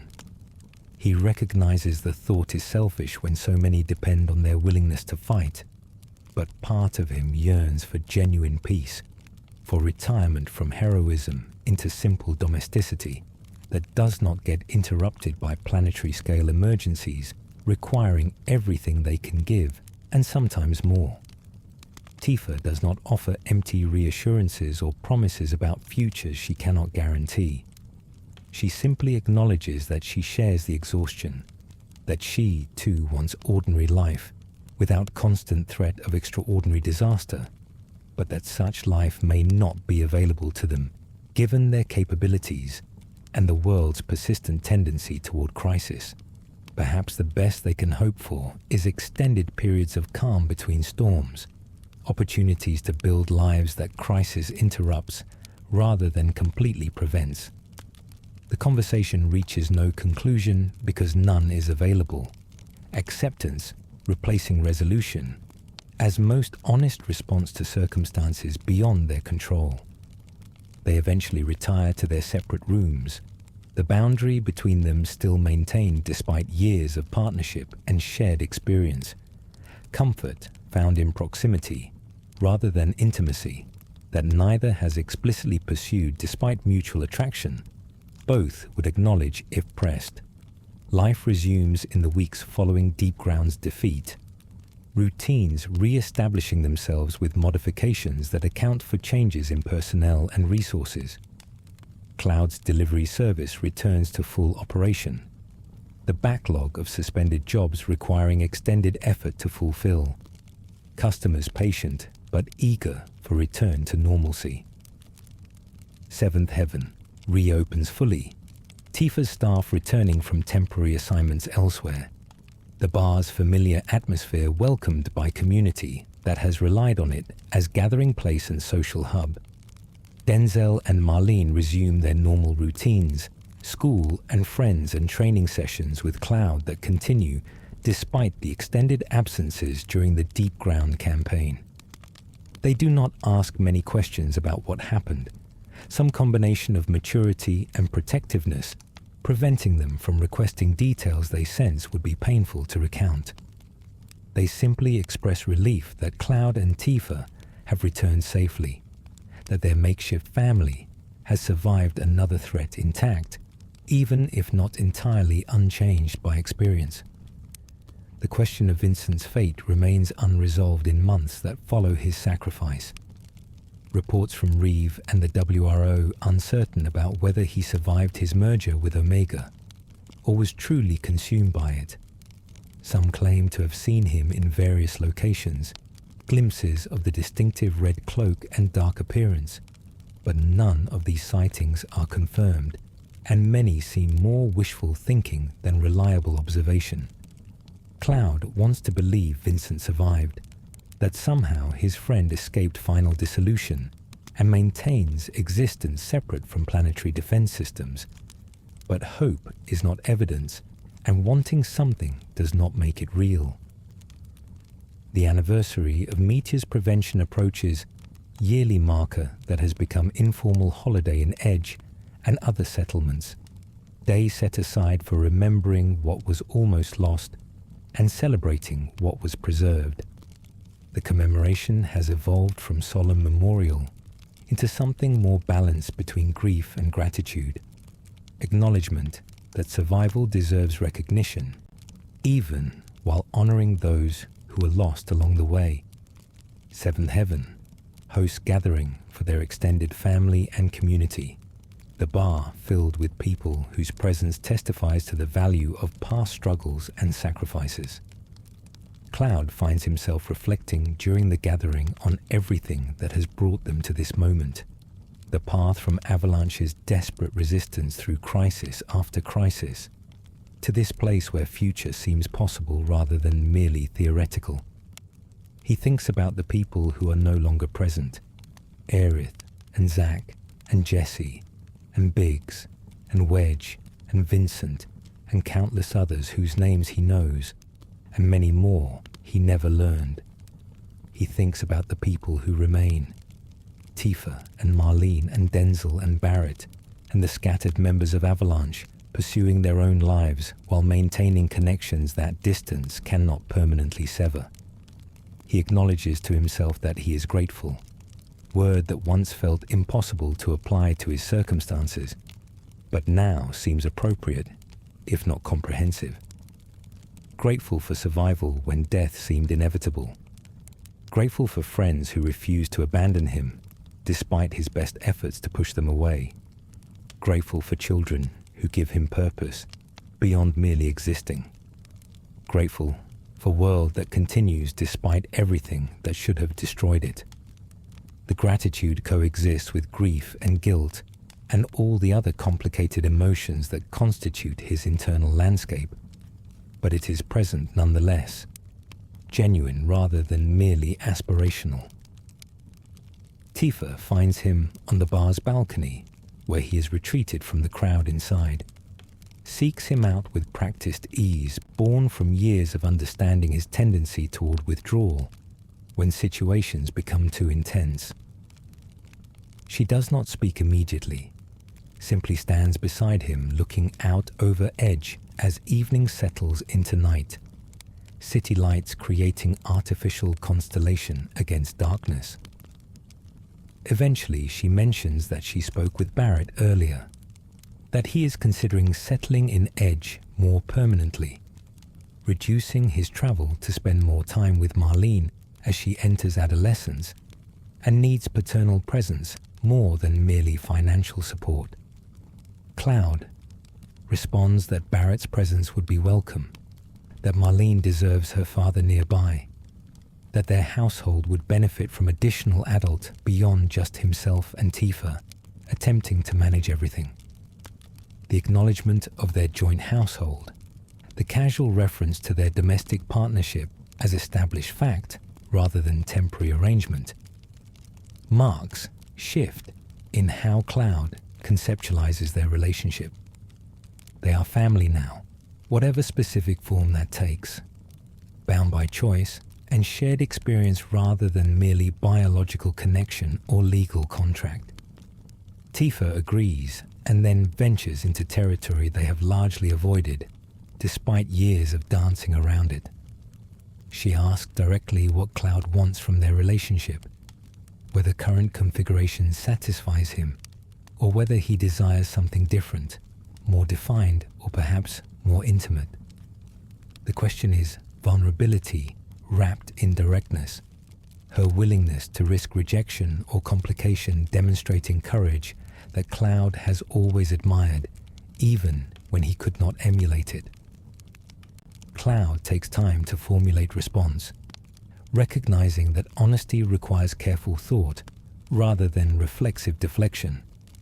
He explains that he wants what they have already built, partnership and trust, and shared life that feels genuine rather than performed. But he acknowledges desire for deeper connection, for intimacy, both physical and emotional, that they have abstained from pursuing despite mutual attraction. His hesitation has never been lack of interest, but fear of ruining what they have achieved, concern that changing dynamics might destabilize foundation they have constructed so carefully. Tifa laughs, not mockingly, but with relief and affection, pointing out that he has been overthinking as usual, that she shares his concerns and his desires, that perhaps they should trust themselves and their relationship enough to risk evolution, rather than maintaining status quo indefinitely. She suggests that change is inevitable regardless of whether they pursue it actively or allow it to happen passively, that choosing to shape their relationship deliberately is preferable to letting fear dictate its boundaries. Cloud agrees, or rather accepts, acknowledging that she is right as she usually is about emotional and social dynamics that perplex him despite his capabilities in other domains. They stand together on the balcony, and when Tifa takes his hand, he does not pull away, the physical connection feeling simultaneously momentous and entirely natural. Boundary crossed that perhaps was always more permeable than he believed. They remain there through the evening as celebration continues inside. City lights below providing backdrop for moment of connection that has been years in making. The final scene shows passage of time through montage of images, seasons changing and children growing and routines evolving. Denzel becomes young man, his training with cloud-producing capable fighter, but more importantly confident person who carries himself with assurance earned through effort rather than borrowed from external sources. Marlene blossoms into teenager, her intelligence and social skills suggesting bright future, regardless of whatever path she chooses. Barrett settles in Edge, his reduced travel allowing genuine paternal relationship rather than merely periodic visits, his presence enriching household in ways that benefit everyone. Cloud and Tifa's relationship evolves from unspoken partnership into something more explicit, their commitment to each other acknowledged publicly, though still resisting traditional labels or structures. They do not marry in formal sense, neither feeling particular need for ceremony or legal recognition, but their bond is recognized by community as equivalent to marriage regardless of technical definitions. They share room rather than maintaining separate spaces, physical and emotional intimacy, replacing the careful distance they maintained for years. 7th, heaven expands again. The second location Tifa planned, finally realized, staffed by people she has trained personally, the business becoming small empire that provides employment and gathering spaces across Edge. Cloud's delivery service similarly grows beyond what he originally intended, his resistance to expansion overcome by practical necessity and recognition that providing opportunities for others serves goals beyond mere profit. They are building something lasting, legacy that will persist beyond their individual lives, proof that better world is possible when effort combines with commitment and support. The world itself continues healing. The acceleration provided by Omega's transformation, combining with natural resilience to produce recovery that exceeds even optimistic projections. Forests expand their boundaries, rivers run clean enough that fish populations rebound. Wildlife that was threatened by Mako extraction finds renewed habitat. The changes are visible year over year. Transformation from wasteland towards something approaching the world that existed before Shinra's rise, though fundamentally altered by everything that occurred during that corporation's century of dominance. Technology evolves in directions that suggest humanity has learned from past mistakes, or at least some humans have learned, even if others require more convincing. Alternative energy sources replace Mako without requiring return to pre-industrial existence, solar and wind and geothermal systems, providing power sufficient for modern comfort without demanding planetary sacrifice. The transition is not seamless, requires investment and adaptation, and willingness to accept that convenience sometimes must yield to sustainability. But progress is genuine rather than merely cosmetic. Edge becomes symbol of this new approach. City built consciously rather than merely emerging from expedience, architecture and infrastructure designed with sustainability as primary consideration rather than afterthought. Other settlements follow its example with varying degrees of success, creating network of communities that share principles even when specific implementations differ based on local resources and priorities. The world is not perfect. Problems persist and new challenges emerge, but the trajectory suggests improvement rather than decline, reason for hope rather than merely desperate holding action against inevitable collapse. Cloud and Tifa watch these developments from their unique vantage point, neither pure observers nor primary architects, but somewhere in between. Their influence felt through example and occasional intervention, rather than through formal leadership or authority. They have become elders of sorts despite relative youth, their experience and capabilities creating respect that translates into influence when they choose to exercise it. But mostly, they focus on their immediate community, on Seventh Heaven and the delivery service, and the people whose lives intersect with theirs daily. The children they have raised, Denzel and Marlene, eventually reach adulthood and begin pursuing their own paths. The process of leaving home both natural and bittersweet for parents who invested so much in their development. Denzel chooses to continue Cloud's delivery service, taking over operations as Cloud gradually steps back to advisory role. The transition smooth because foundation was built carefully over years of working together. His relationship with Cloud has evolved from hero worship into genuine respect between equals, recognition that mentor and student eventually become peers when learning transforms into mastery. Marlene pursues academic path, her intelligence and curiosity finding outlet in research that attempts to understand life-stream mechanics scientifically without reducing them to merely mechanistic processes.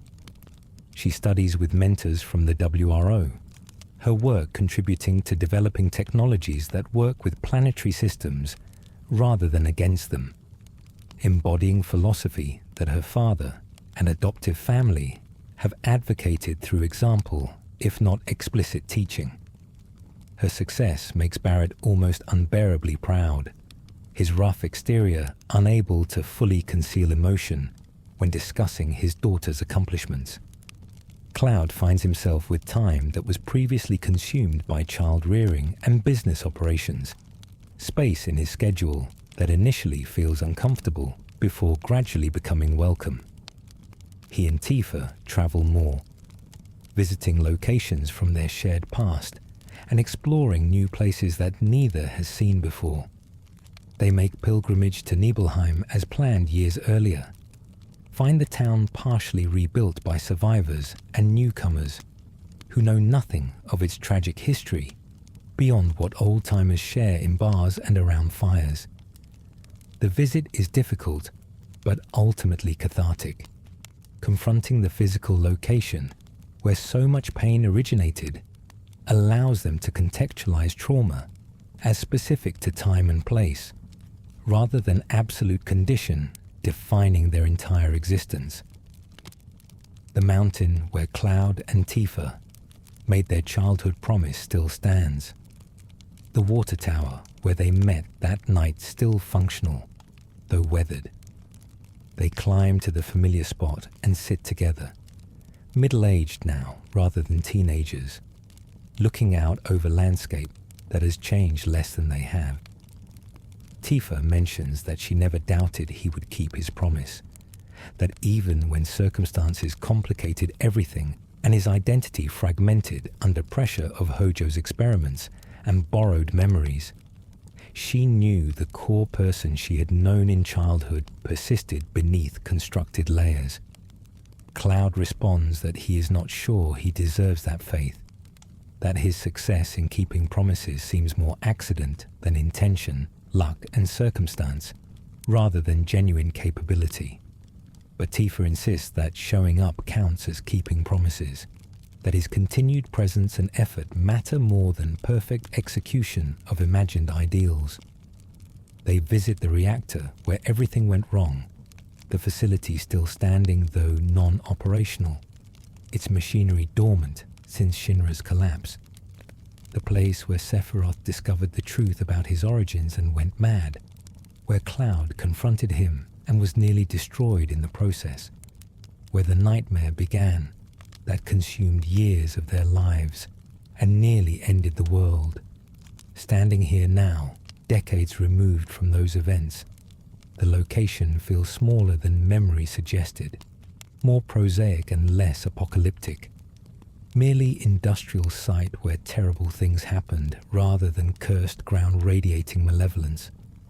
Cloud speaks about Zack here, in this place where his friend died protecting him, words he has never quite managed to articulate despite years of processing the loss.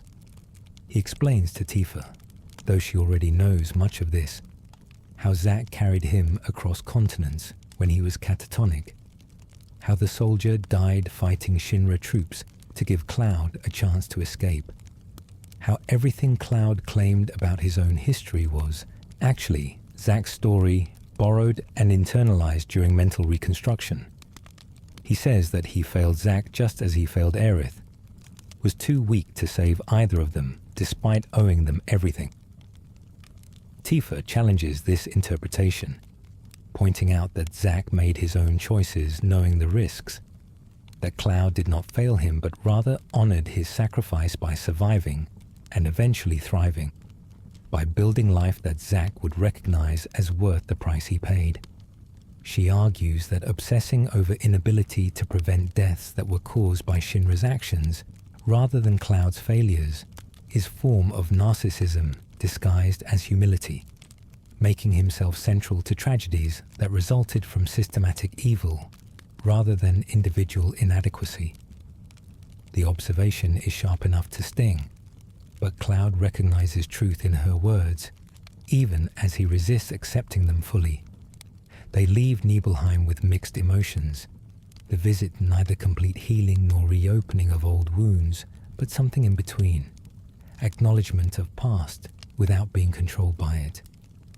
The journey back to Edge provides time for processing, for discussing what they experienced and felt, for integrating new perspective into existing understanding.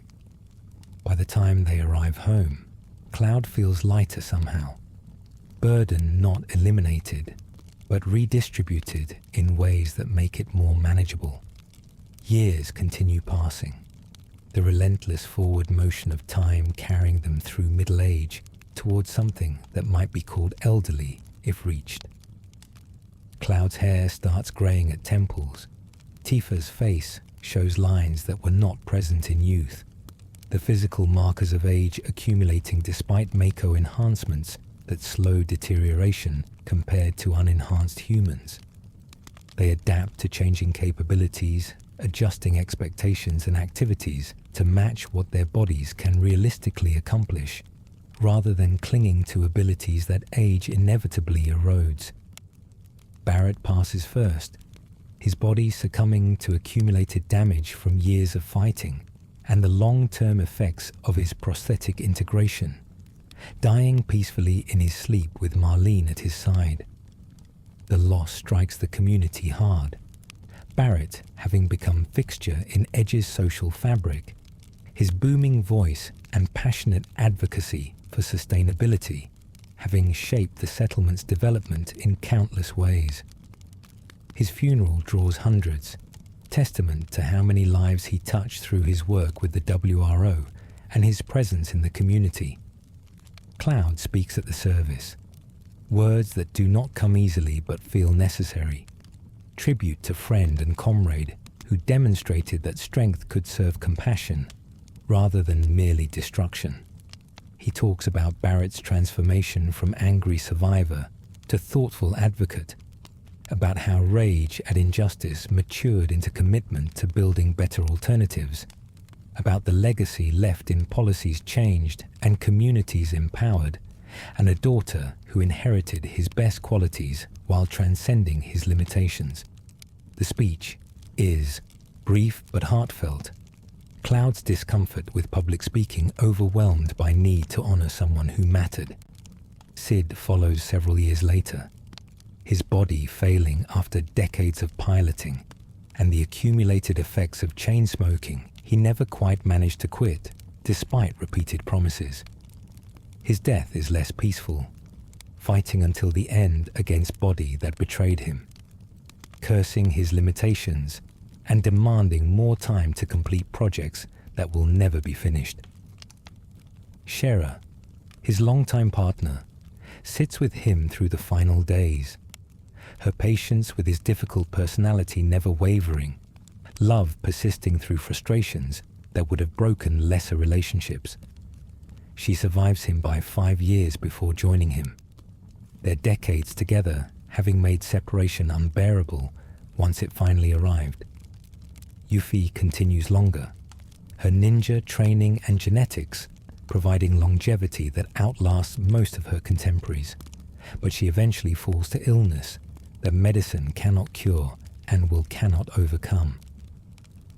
She dies in Wutai surrounded by family, her final years spent teaching younger generations the techniques and philosophy she learned during her adventures. Her passing marks the end of an era, last of the truly young members of Avalanche finally succumbing to time's inevitable progression. Red 13 outlives all the humans who journeyed with him. His species' natural lifespan, measured in centuries rather than mere decades.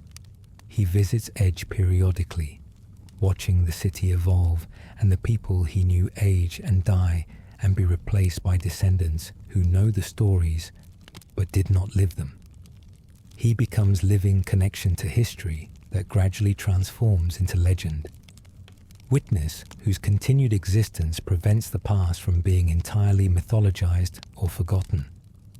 When he speaks of Avalanche and their journey, younger generations listen with reverence appropriate to hearing first-hand accounts of events that shaped their world. Cloud and Tifa age together, their partnership enduring through decades that test it in ways that crisis and danger never quite managed. They argue occasionally, fundamental differences in personality and approach creating friction that familiarity cannot entirely eliminate, but they always return to each other, the foundation built over years proving stronger than temporary disagreements.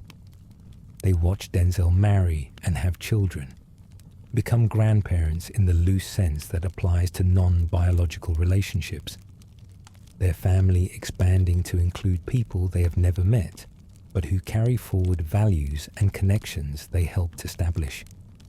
Eventually, Cloud's body begins failing in ways that cannot be ignored or worked around. Geostigma's legacy combining with age and accumulated injuries to create conditions that medicine can only slow rather than prevent. He has outlived most of his generation by decades. Mako enhancements providing resilience that natural humans lack. But even enhanced bodies eventually succumb to entropy's patient assault. He faces his mortality with acceptance that would have been impossible in younger years, having made peace with his life's trajectory, if not every specific choice within it. Tifa remains healthier longer, her body having suffered less enhancement and therefore degrading through more natural processes. But she refuses to leave Cloud's side as his condition worsens, maintaining vigil that friends and family recognize as both love and preparation for inevitable separation.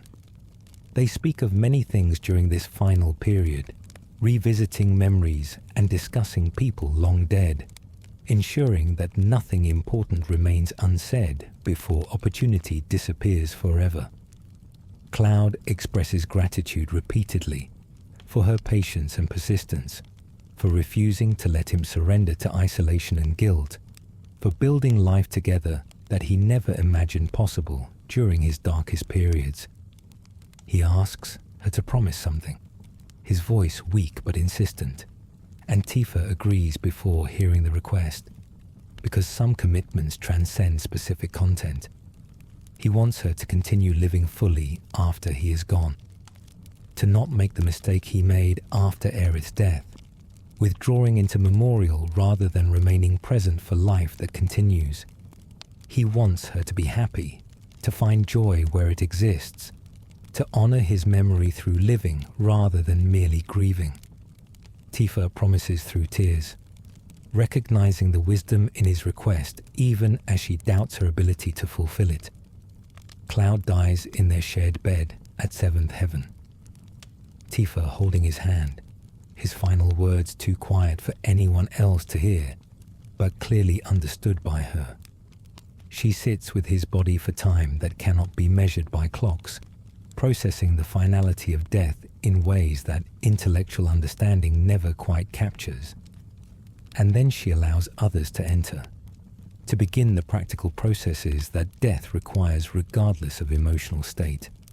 The funeral is enormous, hundreds attending to pay respects to man, who saved the world multiple times, and then spent remaining years building community and raising children and delivering packages with same dedication he brought to fighting gods and monsters. Tifa speaks at his service, her voice steady despite grief that threatens to overwhelm her, sharing stories that make people laugh through tears and remember Cloud as he actually was, rather than merely legendary figure. She talks about his awkwardness with emotional expression, his tendency to overthink simple situations, his absolute reliability when circumstances demanded action, his growth from damaged young man into someone who accepted his imperfections while continually striving to become better. She concludes by saying that he kept his promise, that the boy who offered to become her hero on a water tower in Nibelheim became exactly that, not through grand gestures, but through showing up day after day, through choosing to stay when leaving would have been easier. The narrative pulls back. After Tifa's eulogy, perspective shifting to show edge from above, city lights spreading across landscape that was barren wasteland, when Avalanche first emerged from Midgar decades ago. The camera continues rising, showing continent and then planet, perspective that reveals extent of recovery and transformation that has occurred since Meteor's approach. Forests cover areas that were desert, water flows where dry channels once lay dormant. Life has reclaimed spaces that industrial exploitation left empty. The scene transitions to distant future, echoing the opening sequence, but now revealing context that was initially withheld. Red 13 runs through ruins that might be Midgar, or might be some other location entirely. vegetation having reclaimed metal and concrete so thoroughly that original purpose is barely discernible. Behind him run cubs, their presence confirming that his species continues, that the future extends beyond individual lives into genuinely long-term perspective. They play among ruins that were monuments to human ambition and human folly, their joy uncomplicated by knowledge of what these structures represented or what occurred within them. Red 13 pauses at Overlook, looking toward horizon where sun sets in colors that suggest atmospheric composition has stabilized or perhaps changed in ways that create new beauty from altered chemistry. The cubs join him, and for a moment the scene holds, three figures silhouetted against sunset, present moment connected to vast history and uncertain future. Then they turn and run together into deepening twilight, their movements suggesting continuation rather than conclusion. Life persisting and adapting as it always has, regardless of specific challenges any particular era presents. The final image returns to Seventh Heaven, the building still standing centuries after Cloud and Tifa's deaths, preserved perhaps as historical site, or perhaps simply through sturdy construction and continued maintenance by successive generations who value what it represents. Flowers grow around its foundation, species that might be related to those Aerith tended in her church. Beauty flourishing where community once gathered to drink and plan revolution and raise children. The structure is empty now, its purpose fulfilled and its residents long departed, but it endures as testament to lives lived and choices made and future secured through sacrifice and effort. The screen fades to black with final title card, not ending but acknowledgement of transition from one story to next, from specific individuals to communities they shaped and world they preserved. Text appears suggesting that while heroes may die and civilizations may fall, the struggle to build something better continues across generations, each adding their efforts to foundation established by those who came before. The message is neither triumphant nor despairing, but simply honest, recognizing both difficulty of progress and its possibility when people choose to work toward it. A final audio element plays over black screen, voices from throughout the story overlapping in ways that create harmony from individual narratives. Aerith's gentle encouragement, Cloud's hesitant determination, Tifa's steady support, Barrett's passionate advocacy, the children's laughter, all of them mixing into chorus that represents community and connection transcending individual existence. The voices fade gradually, leaving silence that feels neither empty nor oppressive, but simply peaceful. Conclusion that allows reflection, rather than demanding specific emotional response. The credits roll over images of the world healed, forests and rivers and communities thriving. Life in all its complexity and beauty filling spaces that were once defined by struggle and suffering. These are not dramatic vistas, but ordinary scenes. People going about daily lives in cities and villages. Children playing in parks that exist because someone fought to preserve the world for them. Families gathering for meals possible because environment supports agriculture. All the mundane miracles that peace and stability enable, but crisis prevents. The ordinariness is itself remarkable. Proof that the extraordinary efforts of heroes can create space for normal people to live normal lives, which was perhaps always the point. The final image before credits conclude shows young person, gender, and specific features unclear, standing before Seventh Heaven's preserved structure, reading historical marker that explains its significance. They touch the building's wall gently, connection to past made physical through stone and mortar that outlasted flesh, and then they turn to leave, walking toward future that remains unwritten but possible, because others fought to ensure it would arrive. The cycle continues, each generation inheriting both accomplishments and failures of those who preceded them, responsible for building upon what was given, while correcting mistakes that persist. The screen goes black one final time. The story concluded but not ended, the narrative reaching natural stopping point, while acknowledging that life continues beyond where authors choose to stop recording it. Advent Children is not merely about Cloud and his friends defeating threats to the world, but about finding ways to live after victory, about building peace that justifies the cost of achieving it, about accepting that healing takes time and effort and community. The story's true conclusion is not Sephiroth's defeat or even Cloud's death, but the world that continues afterward, shaped by their choices and sacrifices, but not defined entirely by them. If you found this deep dive into the story meaningful, consider sharing your thoughts in the comments. What moments resonated most with you? How did Advent Children's themes of guilt, healing, and moving forward connect with your own experiences? The conversation continues beyond any single telling, enriched by each person's perspective and interpretation.